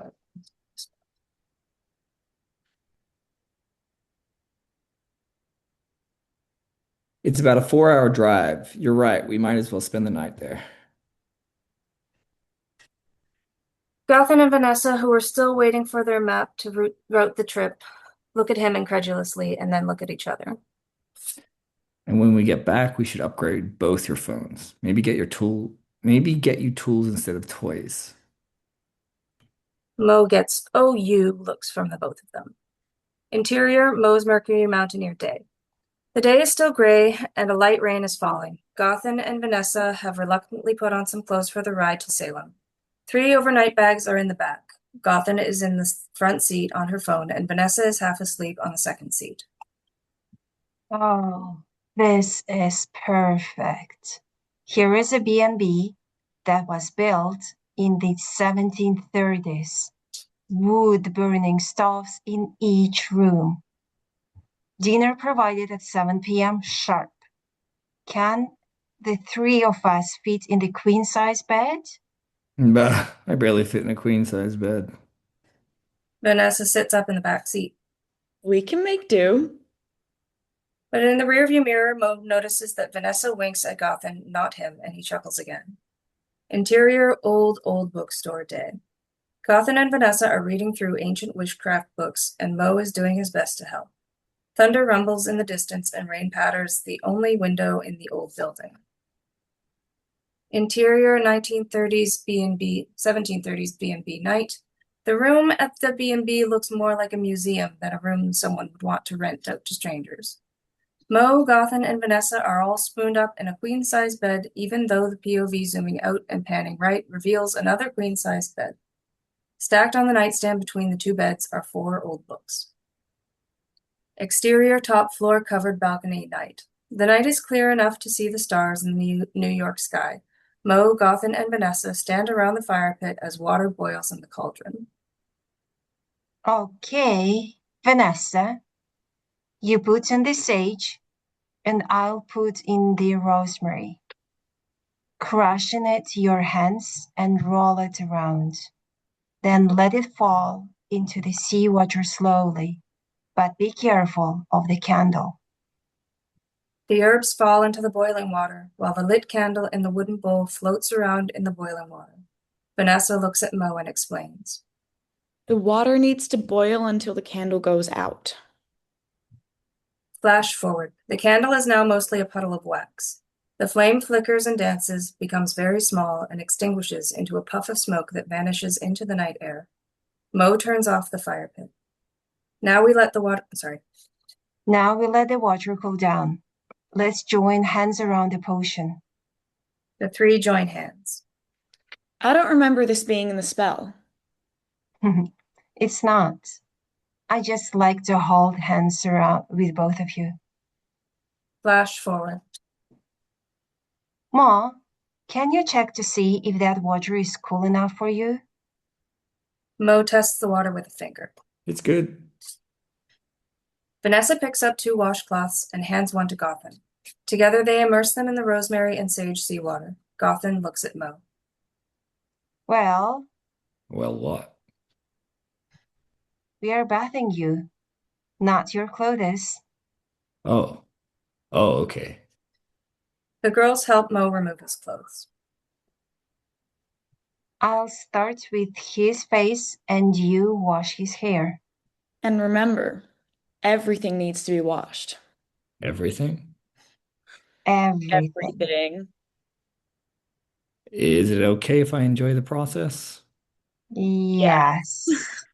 Smells nice. It does. Interior, top floor, morning. The 3 of them are on the rug in front of the fireplace, spooning again. Gothan in the middle spoon wakes first. As she wiggles her way out, the other 2 wake. Are you getting the mirror?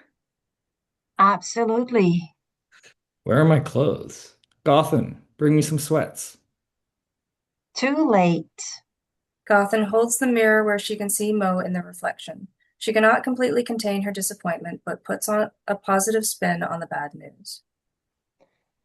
Well, maybe it takes a while to take effect. We'll keep checking. Gothan gets back in the middle and they respoon. Interior, coffee shop downstairs, day. Mo, Gothan, and Vanessa sit at a table with pastries and coffee or herbal tea. All 3 are on their phones as are most of the other patrons in the coffee shop. Suddenly, Mo blurts out a response to an email a little too loudly. Yes. Gothan and Vanessa look up, startled, as do several others in the area. Oh, sorry. We got the island. Yay. Yay. They're leaving all the furniture and kitchen equipment, but taking everything else. Let's get started. As they get up to go, Mo finishes off his pastry. Gothan takes one more bite of hers, then puts the rest into Mo's mouth, so Vanessa does the same. I'm glad we got to go, Cups. Mo answers with a mouthful of goodness. Mm-hmm. Exterior shore of the lake, Wallanazi. Day. Mo's mountaineer pulls off the road by the old dock where the rickety boat had been, but it is no longer there. They all get out and Mo goes back to the boat on a trailer they were towing. I don't see the boat ramp anywhere. Mo, how are you going to... Behind them, Mo has already dragged the John boat off the trailer. They move out of the way as he drags it to the shore of the lake, then starts loading it with provisions and tools from the mountaineer. The girls help. Last, he attaches an electric trolling motor to the transom. Flash forward. Mo helps Gothan and Vanessa off the John boat. This island is really beautiful.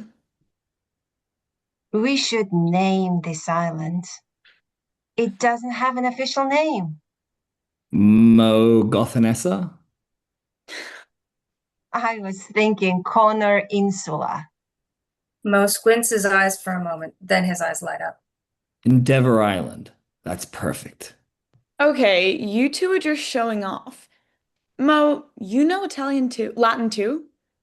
Well, a little. I did a lot of research about my conditions. Learning Latin made the research easier, but that was about 50 years ago.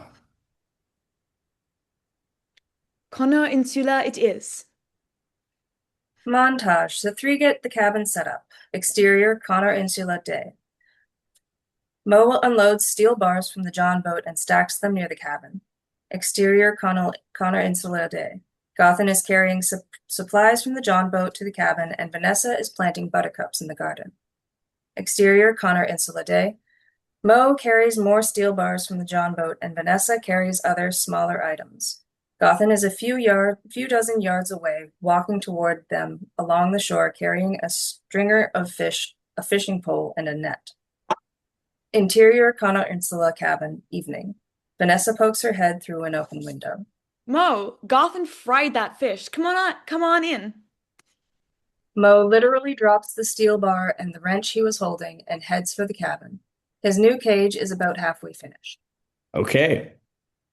Interior, Connor Insula cabin. Morning. Mo opens the front door, coffee in hand, but then stops. He closes the door slowly. What's up? Black bear. What? What?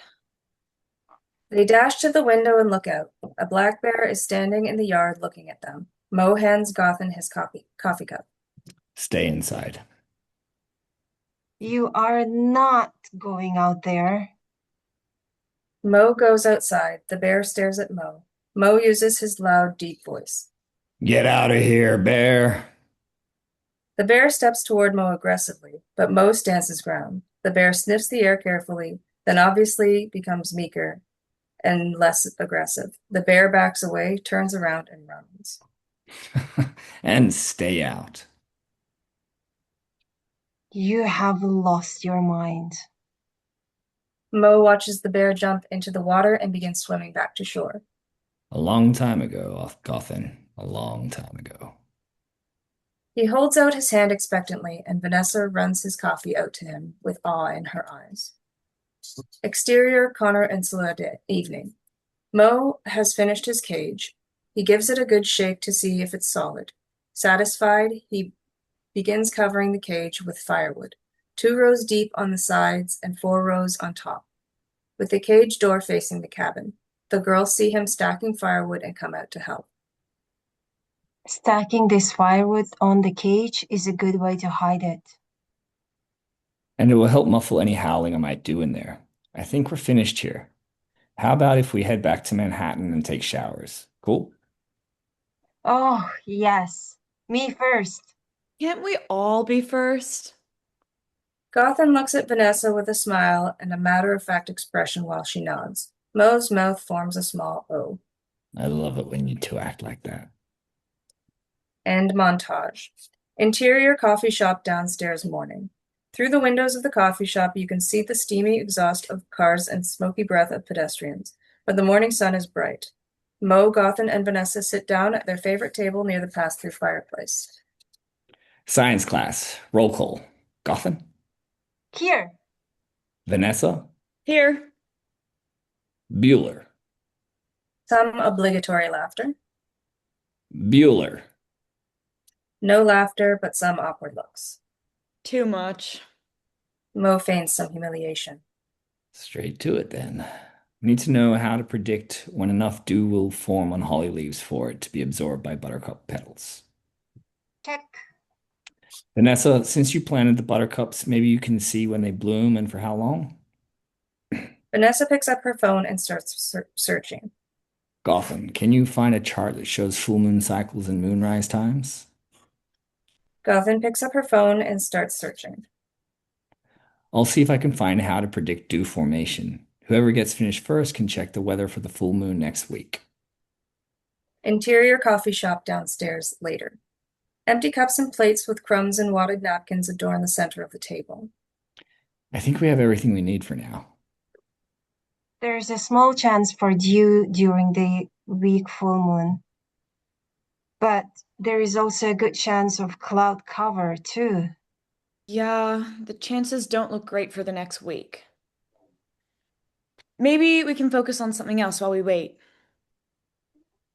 Gothan looks at Vanessa in a way that seems more like a warning than curiosity. Something Gothan and I have... Vanessa, Mo doesn't want to get involved in all that. All what? Trust me, you do not want to get involved.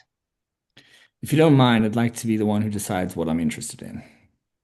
Gotham sighs, leans back in her chair, and shrugs at Vanessa. Did either of us tell you how we met? No, I don't believe so. Gotham and I met because of a crook. This guy stole identities of elderly people in an assisted living facility in Naperville, Illinois, just outside of Chicago. He gained access to all their information through the IT company that supplied the system for the facility. Once he had all their information, he set up fake accounts and got multiple credit cards in each of their names. And cash loans in many of their names.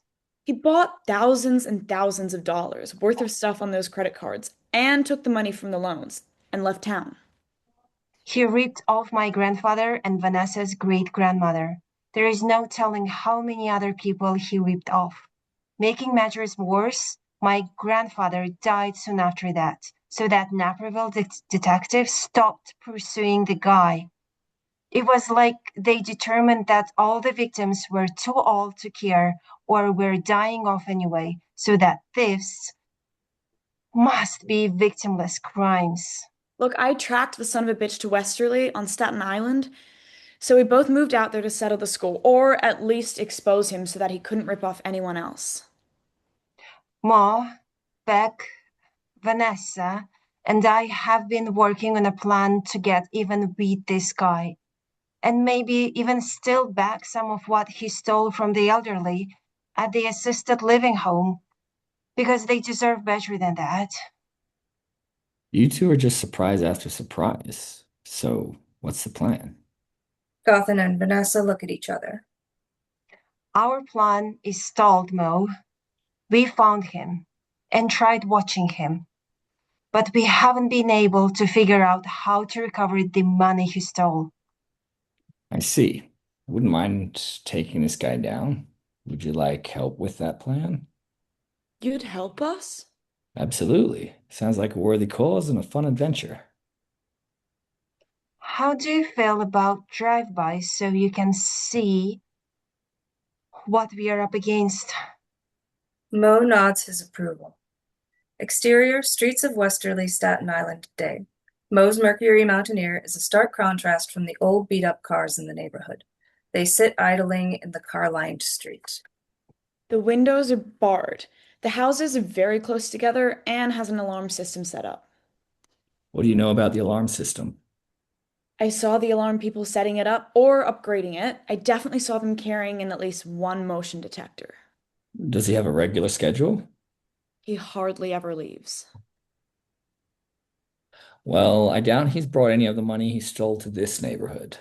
Yeah, no, but if we could set up cameras in there somehow, we might be able to see him log into an account where he put the money. Can we tap into his alarm system somehow? Not really, no. Even if we did, it wouldn't do us much good. Usually the cameras are a monitored security system or on the outside. However, Gotham and Vanessa look at Mo with hopeful eyes. see that vent up there? Gotham and Vanessa look up and see an attic vent. Yeah. I saw a bird fly into that vent a moment ago there. See him flying out? And what? We're not going to be able to fit through that. Can you just take it off? I can fit through it. Gotham looks him up and down incredulously. Then it obviously dawns on her. Oh, you could bat in. Vanessa gasps a little, then looks back and forth between Mo and the attic vent. Mo guns it, and they zoom down the street. Let's work out the details and plan this carefully. Exterior, streets of Westerly, Staten Island, night. Mo parks at the restaurant that's 2 blocks from the crook's home. He looks through a black bag, nods, pulls the drawstring closed, and quickly wraps a long string around the bag. I'm ready. Did you download the theme music for Mission Impossible? No, I was afraid we'd face litigation for copyright infringement. They both look at the camera, then look away, but as Mo looks away, he allows a small, mischievous smile. Be careful, Mo. Flash forward. Mo looks around and sees two people on a porch a few houses down. They are in a lively discussion and don't seem to notice him, so he slips between the Crook's home and the home next door. Exterior outside the Crook's home, night. Mo stops to listen and can hear that the porch people are continuing to talk, so he unwinds the string from the bag and lays it out in a flowing pattern. I better put the bag next to the house so that lifting it doesn't cause it to bang against the wall. Mo undresses and hides his clothes in a shadow caused by a nearby streetlight. Then he stands next to the end of the string, takes a deep breath, and transforms into a bat. Let's do this. Bat Mo can still hear the porch people talking on their porch, so he picks up the end of the string with his fanged mouth, flutters into the air, and lands on the vent by grabbing one of the louvers and hanging upside down. He crawls in. Interior inside the Crook's attic, night. Bat Mo flutters down, dragging the string with him, and lands on a ceiling joist where he transforms back into a human form, barely balancing on the joist with his wings first, then his flailing arms until he is human enough to straddle two joists and stabilize himself. Phew. He looks around, still naked, finds the end of the string, and slowly pulls up the bag. When it gets to the top, he bends the two louvers enough to get the bag through, carefully, quietly, and slowly. Once it's in, he bends the louvers back as straight as possible. Let's find some vents. He takes a few careful, quiet steps, but the joists are old and they creak. He stops and listens, then he pulls a phone out of the bag and sends a text. On the phone, group chat to all. Is he still at the bar? On the phone, group chat from Vanessa. Yes. On phone, group chat to all. Gotham, can you do a drive-by to see if there are any lights on in the house? In less than a minute, Mo hears a vehicle drive by. On phone, group chat from Gotham. I don't see any lights on in the front of the house. No help at all. Mo takes a couple more steps slowly and quietly. He gets to a vent, painstakingly unscrews two screws, lifts the duct off, pulls out a camera, switches it on, and places it in the vent. He picks up his phone, opens an app, and accesses the camera's app. In a moment, Mo shakes his head, reaches into the vent, adjusts the camera, looks at his phone, and nods. Then he has a hard time replacing the vent, which came off easily. A light near him comes on. It shines around another vent. Mo freezes. Another light comes on near the first one. Mo remains perfectly still. He hears a trickling, and then a toilet flushes.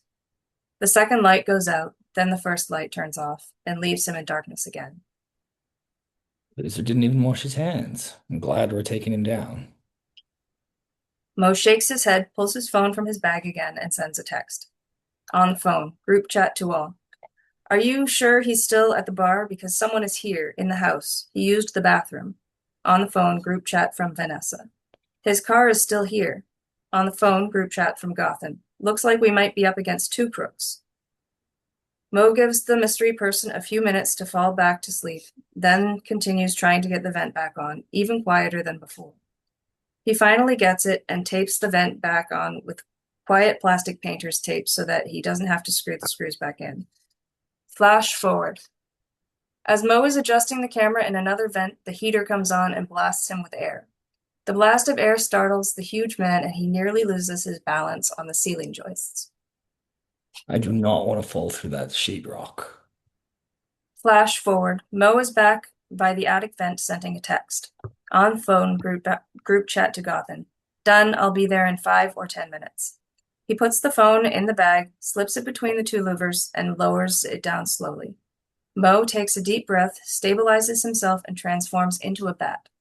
He flutters around for a moment, latches onto the wooden frame around the vent, and crawls through.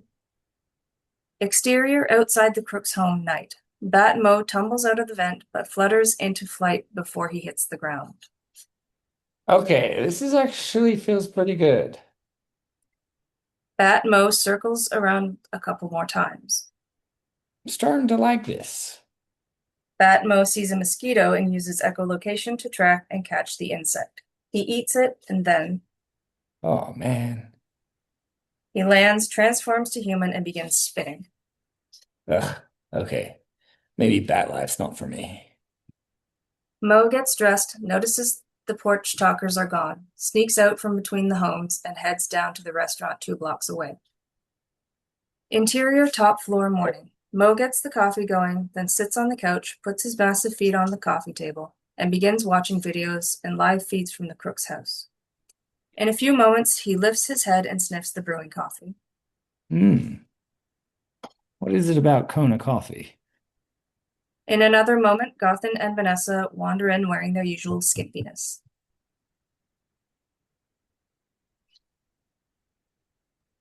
You always make the best coffee, Mo. It's not me. That's all Hawaii. Gothan plops next to Mo and throws a blanket over them. Vanessa pours the 3 of them cups of coffee, 1 black and 2 all girlied up with sweetener and French vanilla cream. Vanessa puts their coffee cups on the coffee table and gets under the blanket with them. The girls are perfectly snuggled, but most of Mo's legs are poking out ridiculously. Learn anything? A little bit. Father and son. The son's name is Jack, and he's going to do a job interview in Delaware Monday morning, but I don't think he intends to take the job. It seems like they might be planning to rip off some company that has recently moved all their employee records to digital, like Welcome to Y2K. They watch videos for a while. How long would those batteries last? Depends on how hard they work. If they only make 10 to 15 videos a day, they could easily last a month. Worst case scenario, maybe a week. However, I need to go back tonight. What? Why? See the laptop on the desk? Oh, yeah. It was too dark to see that laptop last night, so I'm going to refocus that camera on it and zoom in on a little. Same plan as last night? Actually, it's less than 9 miles away. I was thinking I might just jump off the balcony here and just fly there. Sounds dangerous. What? Not at all. Easy. If I need a rest on the way, I'll just land on the Statue of Liberty and take in the sights. Maybe scare a tourist or something. Interior top floor morning. Mo wakes and sees 2 heads of hair on his chest. He takes a deep morning breath and exhales slowly. The movement wakes up Gothan. She reaches down and pulls the covers back over the 3 of them. Hand me my phone. No need to whisper. I'm awake. I'm just enjoying the moment. Mo and Gothan both kiss her on the head. She smiles. Gothan hands Mo his phone. I meant to ask, how was your flight? Vanessa giggles and Mo wiggles his shoulders. Arm was sore. Gothan and Vanessa bust out laughing. Look at that. You can see the laptop perfectly. Exterior top floor covered balcony night. Gothan, Vanessa. From inside, the girls look up from their conversation. What? What? You okay out there? Yes, the conditions could be perfect this Thursday night. The girls step out onto the balcony. Yeah. Yes, and on our island, the temperature is expected to fall to 56 degrees and the dew point will be about 57 degrees with high humidity expected. Few clouds, no rain. Moonrise is 7:55 p.m. and the full moon will happen around 1 a.m. It's perfect. The dew will form and the moonlight will be shining bright. I'll lock myself in around 7:15. We'll get everything prepared. Let's do this. Exterior Connor Insula day. Mo helps the girls out of the boat, hands them their overnight bag, then carries Gothan's cauldron to the backyard. Exterior Connor Insula evening. The sunset is spectacular and the cauldron hangs from a tripod of steel bars over roaring flames. Mo stokes the fire and sparks fly up and engage in a lively dance with the rising heat above the cauldron. Gothan and Vanessa come out of the cabin wearing their sheer gowns. The chill in the air is evident. Are you ready for this? Honestly, no. I never am. I do not like being so out of control that I can't even remember the hours I'm wolved. We promise to look out for you, Mo. Thank you. Seriously, thank you. Both of you. I can't believe I found people willing to help me. Makes my heart happy. Gothan and Vanessa look at each other. I built the fire here, away from the entrance to the cage so that I can't see the flames while I'm wolved. And I imagine I look, well, beyond hideous. Just stay over here, okay? Well, Mo, we have to get you to eat something. That's been bathed in the potion. Okay. Can you just put it on the end of a stick or something and poke it between the bars? We can do that. Please, please do not get close to the cage. Go ahead and lock it from the outside too, just in case. Mo, we've got this, okay? It's 7:18. Just get in so we can get started. Okay. I'm sorry you have to see this. Group hug. Group hug. Mo hugs them, climbs into his cage, and Gothan solemnly locks him in. Exterior Connor Insula night. Gothan and Vanessa huddle together by the fire, trying to stay warm. I'm going to go to check on Mo again. Would you throw a couple more logs on the fire? Let's keep the water boiling. Gothan goes to the front of the cage. Mo, Yep. you okay in there? Yep. Nothing yet. Need anything? Just for tonight to be over. Yeah, I'll be back to check on you. To check on you. Just stay by the fire. Stay warm. You'll know if I wolf. Trust me. Okay. Gothan rejoins Vanessa. They snuggle for warmth and comfort. Flash forward, Mo begins groaning. Gothan and Vanessa look at each other. Then Mo shouts loudly. Gothan is about to call out to Mo, but he shouts loudly again, except this time the shout turns into a growl. The cage begins rattling, the firewood stacked on top of it, and beside it moves and settles as Wolf Mo crashes around in the cage. I'll get the ingredients in, and you stop gathering dew from the holly leaves. Okay. Gothan is holding Vanessa tightly, obviously terrified by the chaos in the cage. A full moon looms large. Seriously, go! Okay. We don't want to lose our window here. Go! Gothan tears herself away from Vanessa, picks up the fresh buttercups, and steps into the darkness of the forest. She sees dew glistening in the moonlight and soaks up the dew with the buttercup petals. Vanessa adds the bowl of other ingredients and stirs it with a long, sharp stick. Mo begins howling an ear-piercing, miserable howl that brings chills to the girl's spines. When he stops howling, the cage rattles unnervingly, and the firewood on top of the cage shakes. Here is the dew in the buttercup petals. Vanessa takes the bowl and dumps in the buttercup petals. Can you go in and get the steak? Gothan runs inside, and Wolf Mo obviously hears the footsteps. He begins thrashing around in the cage as though he has gone insane. Gothan hurries out with the steak.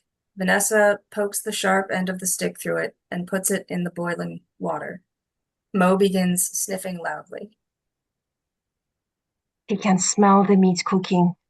Is it cooked enough? Is it saturated and coated well enough? Yeah, let's do this. They creep over to the cage, stick in hand. When they peek around the corner and Mo sees them, he goes completely insane again. The entire pile of firewood is shaking. Some logs fall off. Suddenly, Wolf Mo's face appears in the moonlight near the cage door. Both girls scream. He's truly hideous and has saliva dripping and slinging around. Amy, I can't do this. I'm sorry, you have to do it. Okay. Gothan creeps closer to the cage door with the stick out in front of her. She tries to get the stake between the bars, but is unable to push it through. Suddenly, the stake and the stick are ripped from her hands. Wolf Mo is quiet for a few seconds, then begins growling. The girls run back to the fire. Wolf Mo howls and growls. Exterior Connor Insula dawn. The growling stops at the first signs of the eastern glow. Gothan and Vanessa look at each other. Wolf Mo tries to howl, but it becomes garbled. Mo moans. The girls get up and run to the cage door. Mo lies naked on a bed of shredded clothes and splintered sticks. Mo! Are you Are you okay? okay? But it usually does. Let's get out of here. Interior Connor Insula cabin morning. Mo, still naked, looks in the bathroom mirror and only sees a werewolf. They all look disappointed. Still a werewolf, still a vampire. Sorry, Mo. Mo steps into the shower. Exterior New York City street day. Mo pushes a button on his phone, holds the phone to his ear, and waits. When you get this, meet me at my place. I think we might have what we need. Interior top floor day. Mo opens his door and the girls come in. He excitedly waves them over to the couch where he shows them a video on his phone. Look, he's logging into a bank account. We can't see the password, of course, because it's masked, but we might be able to see what keys he's typing in. But we'll do that later. First, look at this. Mo clicks pause and zooms in. On screen, closing balance, 18,130,197.67. Holy shit. I can't believe it. That guy's been ripping off more people than just those few at the assisted living home. You got that right. So, we have work to do. We need to figure out his password and his login name, although it looks like a number and not a name. I'll make you both a copy of this video, but let's share it on a USB drive. Do not send this over the internet or by text. Good? Good. Good. Another video caught them talking about the job in Delaware. He's trying to get an HR job at the corporation that has thousands of exposed private data holes in their employee database. 60 years worth of personal data. He says they could easily find 1,000 or 2,000 people whose data they could hijack, which might be enough for the police to arrest him. That's great. But can we please clean them out first? Yeah. That is way too much to just forfeit to the law enforcement. Absolutely. Let's get busy figuring out his username and password. Okay, but what then? How do we redirect that money? Well, in my 80+ years, I have learned a thing or two. When that vampire bit me, the lycanthropy in my blood killed him in the most brutal of ways. Your blood killed him? Yes, it burned him from the inside out. He must have been well over 100 years old. I tracked him to an impressive mansion and accessed some of his vast resources. I saw how he had set multiple offshore trust fund accounts, so I duplicated his setup and drained all the accounts that I could access. Wow. Mo, you're good at this. It was out of necessity, and well, he didn't need it anymore. We'll set up 2 more accounts, one for each of you, and we'll take 17.5 million. 5.5 million for each of us, and a cool million for the elderly at the assisted living home. Sound good? Yes. Yeah. Thank you, Mo. Yeah, thank you. We still need to figure out how to get that assisted living home some cash. Anonymous donor through an attorney? That could work. I'll effort that. Now, let's all immerse ourselves into figuring out his username and password fast. The password could be time sensitive. It's a lot of money. Now, so let's all stay together until we figure this out to keep everyone honest. Cool? Cool. Works for me. Interior top floor night. All right, Vanessa, I think you have it. Sick. Let's do this. We may only have one chance to get this done, so let's wait until we are sure they are asleep in case there is a confirmation request to a phone or email or something. Should we use someone else's Wi-Fi? In case they try to trace IP address or something? Good call. Girl, how do you know about IP addresses? I know things. I watch movies. I'm ready. I have the process and the account number I'm using memorized. So, like Gotham said, let's do this. Exterior Moe's Mercury Mountaineer night. Gotham and Vanessa are crowded in the front passenger seat of Moe's Mountaineer. The light from the laptop illuminates all their faces. They are parked near a coffee shop in New Jersey with the engine idling. Okay, Vanessa, let's have that username. Vanessa reads from a handwritten note. 322-419-552-2700-4019. Password? It's taking it all. No spaces with a capital T, a capital I, and a capital A. 2025 #. Okay, here we go. Mo slaps the enter key dramatically. Holy crap, we're in!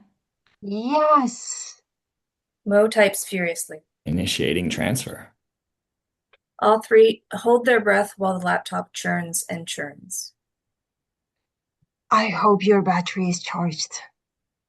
The laptop screen flashes to a new screen. Success!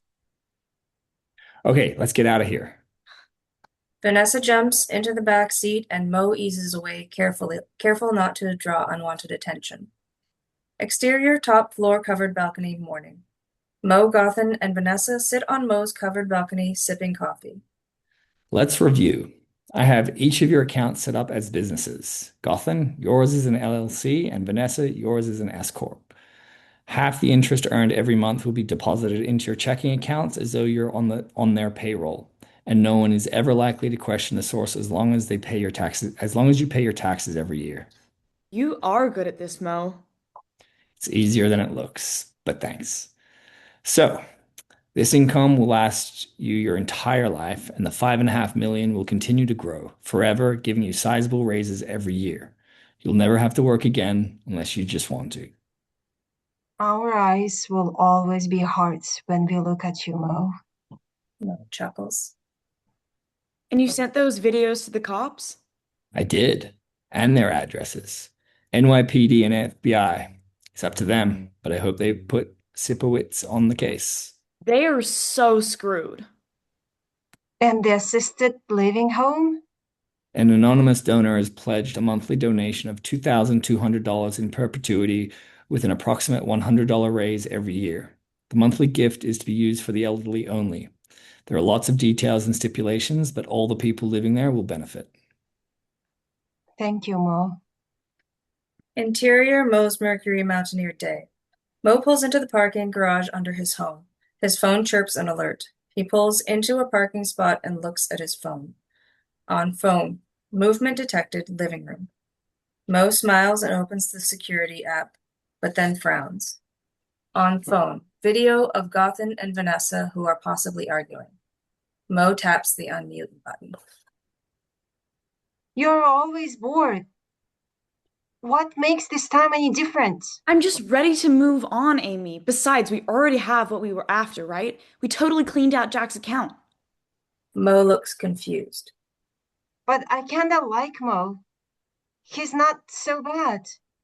He's not just an old white male, Amy. He's a freaking vampire and a freaking werewolf. He's everyone's enemy. That's just harsh. He hasn't done us wrong. All old white males are guilty of suppressing everyone who is not a white male. They pay everyone else less. They only offer jobs with potential to other white males. Let's just gut his accounts, and get back to San Francisco. Mo's mouth drops open in disbelief. I told you, Becky, I do not want to go back to California. That whole state is so done, and the water is just too cold to enjoy the ocean or the bay. Besides, if you rip off Mo, he will have no chill. It'd be too easy for him to track us down there. We can't afford to move to the Maldives or the Algarve region of Portugal or even Kauai. Especially if we can tap to Mo's accounts completely. The guy was some cash stashed. Mo's face changes from disbelief to anger. He grabs his steering wheel and squeezes it so hard you hear it creaking. He's so full of rage, he's shaking. He drops the phone into the floorboard and the live feed stops. The shaking starts getting out of control and he yells angrily at the top of his lungs. But the yell turns to a howl, a long and miserable howl. Then he transforms into a werewolf. Silence. Mo looks at his hairy, paw-like hands. The hell? He closes his eyes, takes a deep breath, and calmly changes back to human form. He looks at his human hands, then stares at himself in the rearview mirror, shaking his head in disbelief. Mo closes his eyes again and struggles for a moment, then transforms into a werewolf. His keen ears hear something, indicated by Wolf Mo becoming perfectly still except for his big werewolf ears, which seem to be triangulating on someone approaching. He slips back into humanity. I can't believe I can wolve at will. I think I remember everything too. Oh, wow. I wonder if I can change back to human right after wolving on a full moon. Behind him, footsteps and indistinct voices approach. Mo looks back, sees a couple walking toward a car near him. They walk by and get into the car down the aisle. Mo picks up his phone and calls Gotham. Hi, Mo. Hey, I have news. Meet me in the coffee shop downstairs. On the way. Mo makes another phone call. Yes, this is Mr. Wolfe from the top floor. Can you have the locks on my door changed in the next 15 minutes or so? And can you cut off all elevator access but mine to the top floor? Thanks. And yes, trouble in paradise. Mo begins keying information into his phone. Interior coffee shop downstairs day. Mo joins Gotham and Vanessa, who already have drinks, including one for him, but he can't even look at them in the eye. There you are. We were begging to wonder about you. What's the news, Mo? Everything okay? No, it's not.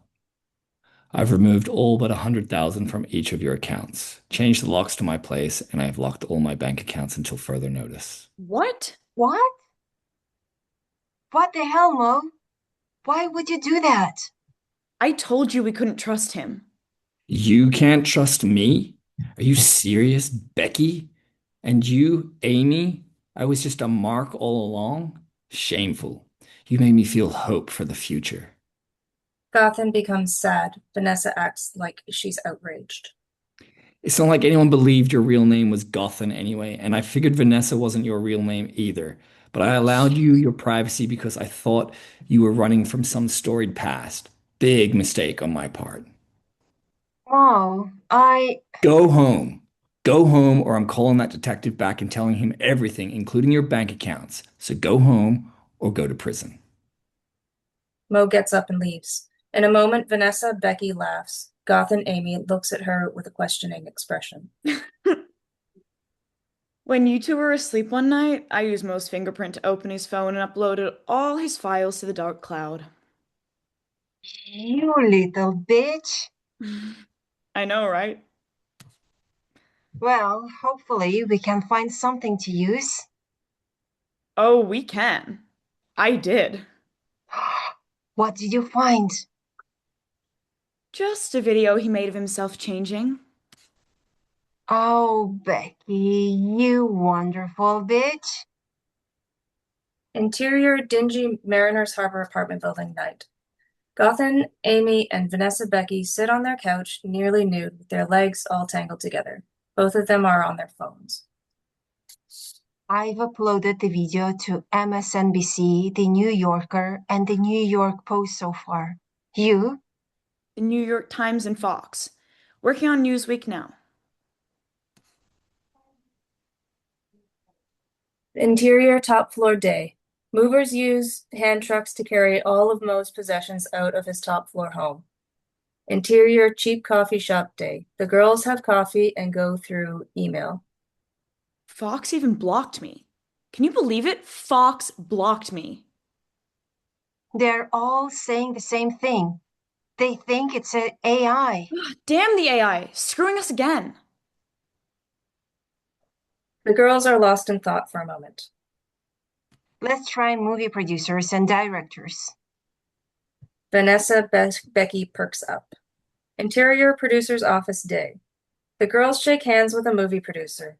30, messy dark hair, expensive suit, then sit in chairs on the other side of his desk. Amy Lee, Becky Rollins, it's nice to meet you. And I'm just going to jump right in. I had a team of analysts look at your reel. They said it was the best fake video they have ever seen because they could not find any evidence of it being fake. It's still not fake, like we told you on the phone. What would it take to get you to tell me how you made this reel? A movie deal. A movie deal? Interior candlelit room with the blinds closed. Night.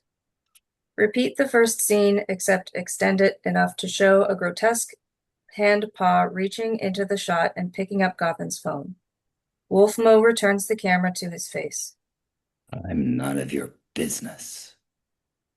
Another hand paw reaches up and covers the lens. A crackling sound is heard, and the video stops. Great job, guys. Yeah. Great. That was awesome, Sarah. I saw Kim. Oh, thank was you. that your daughter or son in the background? That was my son. He's like, I need you to fix this, and it's like an eraser that's fallen apart. I can't help you. How old is he? 6. Oh, okay. Ah, Well, nice. and you just got right back on it. That was great. So I understand. Yeah. Yeah. Family first, no problems. Yeah. So just stick around for a little bit. We can have a conversation about the script. Gary, do you want to say anything off the top? Do you have any questions? Oh, what'd you think? Is it too long? Is it too stupid? I just know your thoughts. I'll go first. Personally, I love it. I think it's really well written. I think it's great. I think there's so many, like, the characters have so many layers to them that I think it would, the dynamic, and with because it's not just two of them, like having the three of them creates so many underlying things. And then, I mean, at the end, the girls, they stab him in the back. So I love it personally. It's a twist. Yeah. Yeah. Good. Thank you. Yeah, it's unexpected finale. So I really love the trace that everything is changing and you don't know what's going to be in the end, and you like want to keep reading it or to keep watching what is going to happen next. Yeah, I loved it. Awesome.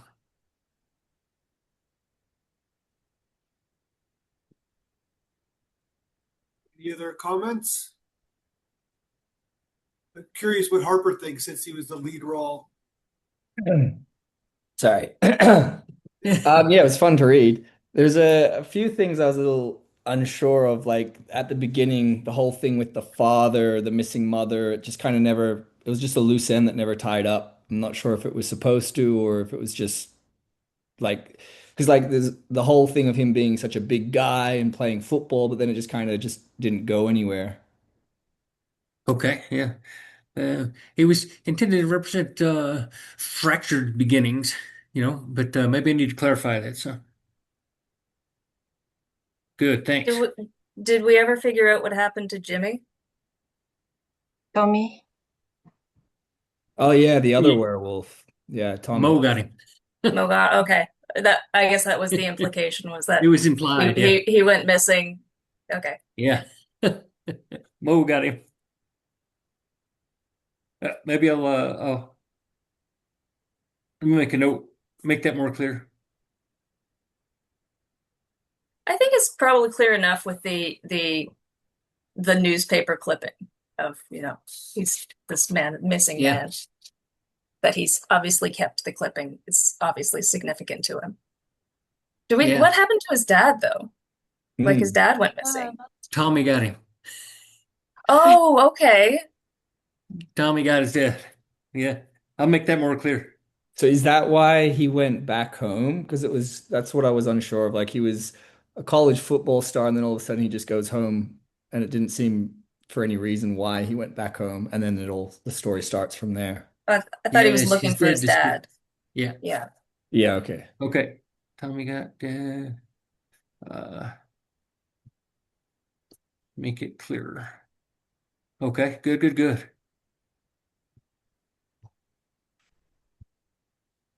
Let's see.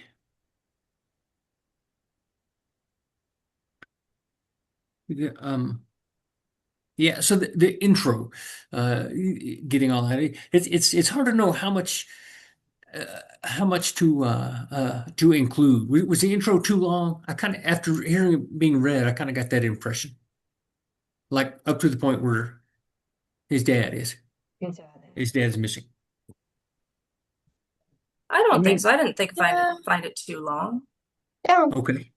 for me, I was just trying to understand the relevance of it to the rest of the story. Like, because it felt like it was going in a different direction with his upbringing and everything, and then it like kind of just nothing of that really went anywhere with the rest of the story. It kind of went into two different stories for me. Does that make sense? So it's kind of like, oh, he's got Yeah, like yeah. this tortured past, but then it just kind of never surfaces again in his when he's older. I Yeah, don't his know. life's completely derailed by all Mm. this, you know. It's Yeah. just completely derailed. And I kind of wanted to leave that abrupt and, you know, my life is gone. Here's my new life type thing. I don't know if perhaps like a way to I guess iron it out potentially could be even him having like later in the script him having a flashback to that moment with his dad being abusive and smacking him and all of that stuff when he's like Going struggling with through that. the transitioning like and questioning like what is happening to me. He could like relapse into like a memory trigger or something that could show Okay. like Actually, that's really yeah. good. That's really good. Some flashbacks to the abuse.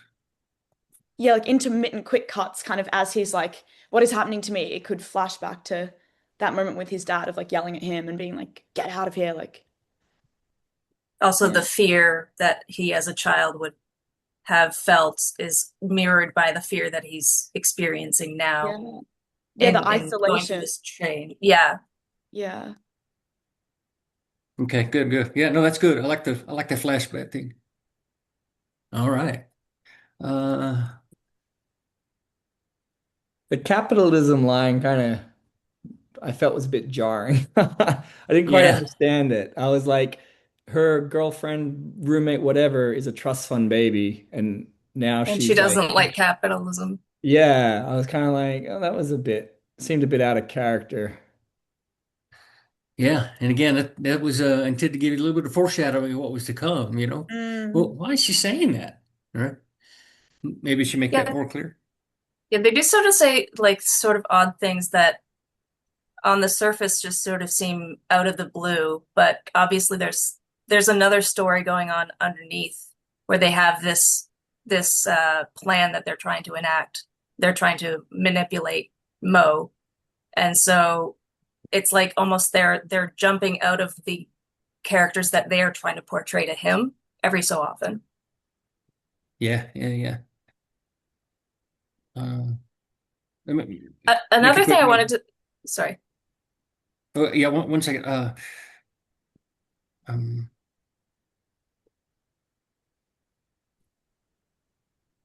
okay, go ahead. I when I was first reading through this, I was initially kind of like annoyed that the girls are like always in skimpy clothes all the time, I unless could like tell they're you out were in annoyed. public. And then when it gets to the end and they find out that they're tricking him, it sort of you realize that it's all part of their manipulation Yeah. tactics, Yeah, that they're using their sexuality to draw him in further.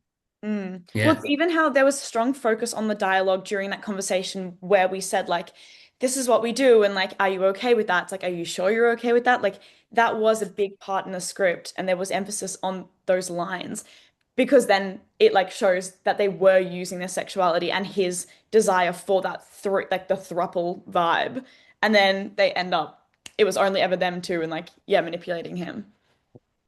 yeah, yeah. Mm. And it's he's still a werewolf and a vampire. He's still the enemy, you know. So it's hard to know who to sympathize with, right? I'm curious how they meet.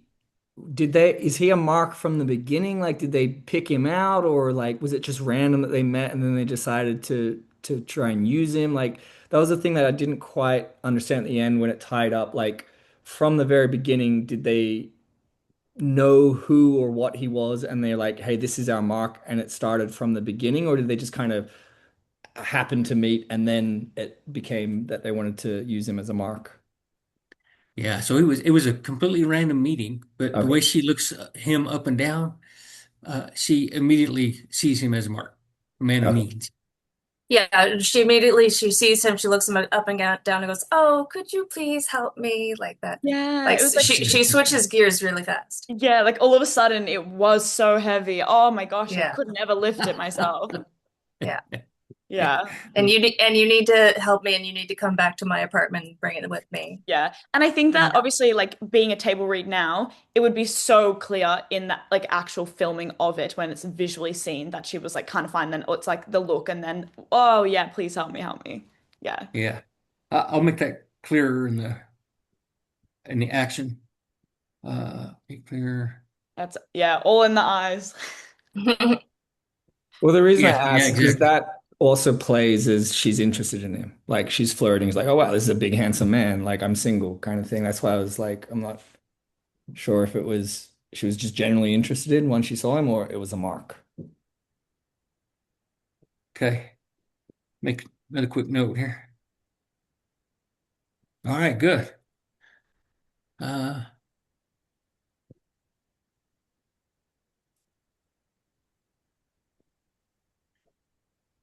oh, so was the whole there was quite a bit of time spent on the whole witchcraft thing and trying to get him cured, which obviously, of course, was going nowhere, you know.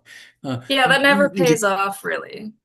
yeah, was there too much emphasis on the efforts, or I mean, it's all an act for them, you know? Mm. Yeah, I think it's necessary to sort of establish their sort of he trusts them to take care of him when he's wolfed out and doesn't know what's going on. Like that's sort of part of that dynamic that they've built that trust with him. Okay. All right. All right. Awesome. Anything else? Anything?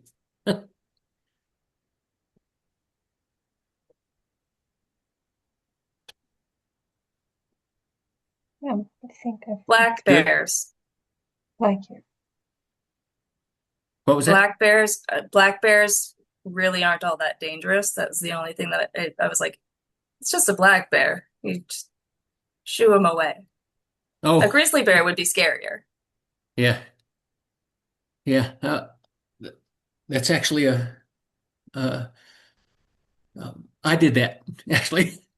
There Did was a you? bear coming in our backyard fairly often. Oh yeah? Yeah. Yeah. Yeah. And you step out there, usually out there with two pots, banging them together, you know, but Yeah, they kind of they just you they get into your garbage and you just shoo them away. yeah, yeah. But that really happened. When they're saying, They're and like they're stay like out. they're like giant raccoons. But I did my best impersonation of geez, what's the big green guy? Correct. Shrek Shrek. I did my best Shrek impersonation. And and stay stay out. out. Yeah, good one. So maybe I'll make that more clear. How was it from your perspective hearing it for the Yeah. first time? Oh, it was fantastic. This is the first time I've had a reading on a screenplay like this. I have written six, but I haven't really actually more than six 'cause some of them are series. But I haven't really gotten any feedback from real actors yet, you know. So this was fantastic. I'll be doing this again for sure. Mm. And really appreciate you guys. You brought it, you brought it to life. That was fantastic. Yeah, you guys did a great job. Me too, yeah, everybody. No, Sarah, Yeah. you're awesome. Like you're the leader of the script, and you have so much work to do. So I appreciate you just going through it. I feel like I'm reading off a page, like I don't have to act or anything. Yeah. No, it's not that. It's not hard. Trust me. Trust me. It's the hardest for me. It's the hardest job. Like Yeah. casting a good narrator. Yeah, because you're the storyteller, right? So yeah, No, that was really good. yeah. I actually do have a question. Yeah. In that scene where they're doing the witchcraft and they're chanting, in my mind it was way faster than that, but obviously tricky to say it in sync on Zoom. Is that scene, so they end up like coming out of the orgasm from it, is that they intended for that to happen, or it was an accidental, ended up enjoying it, or was the intention always that it was sexual? Yeah. So I actually did some research on the whole Wiccan thing, Mhm. and a whole lot of the spells and stuff that they do, they intentionally made it a little bit sexual. You know, Okay. not quite sexual, but almost. No, it was kind of a weird thought for me, but It so is true that like there's sexuality is supposed to be a very powerful magic among the yeah, witchcraft Right. I don't- milieu. yeah. Yeah, So okay. Yeah, I so tried to incorporate that. yeah. I hope I didn't overdo it. What do you No, Were think? no, there, sorry. no, you go.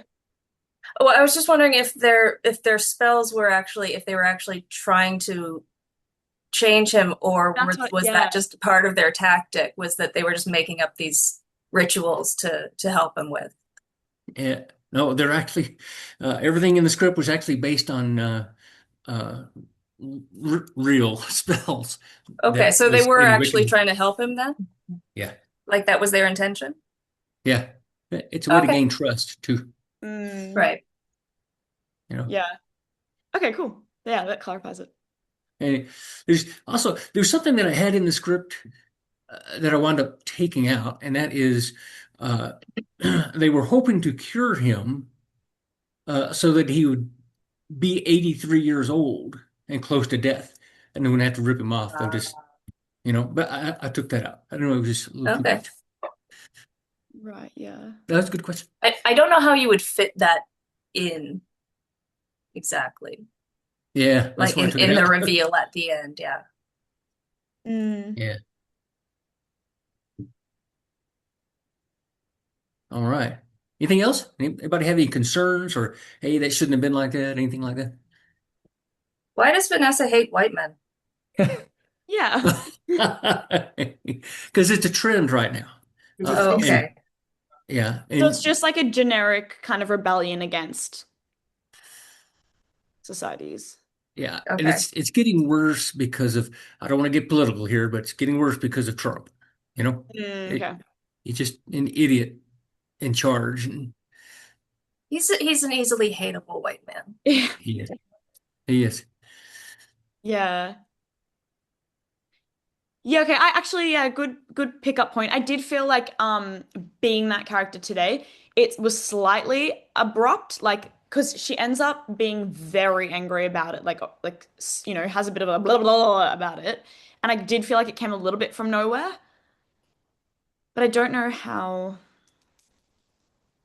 Maybe provide some kind of back history of her having some kind of trouble with men, Yeah, so but then I that guess Oh, maybe. it was never really a big part of your script. It doesn't, it's not a plot point. It's just part of her. It's Yeah, just her justification for why she's okay just ruining this guy because she Yeah. just doesn't care about him because he's part of the problem. Mm. yeah. Yeah, So as well. Mo being immortal, there's centuries of stories to tell, right? And one of the backstories I was going to fill in was their backstories, Amy and Becky, their backstories in the next script. So Okay. Oh, to okay. kind of Yeah, I flesh like that that. out, Yeah, I have in my head, I have in some notes, I have a whole what do you call it, the back life or the story, I guess. Yeah. Wait, so do you see Mo as the villain? Because he's a werewolf vampire? Well, isn't he?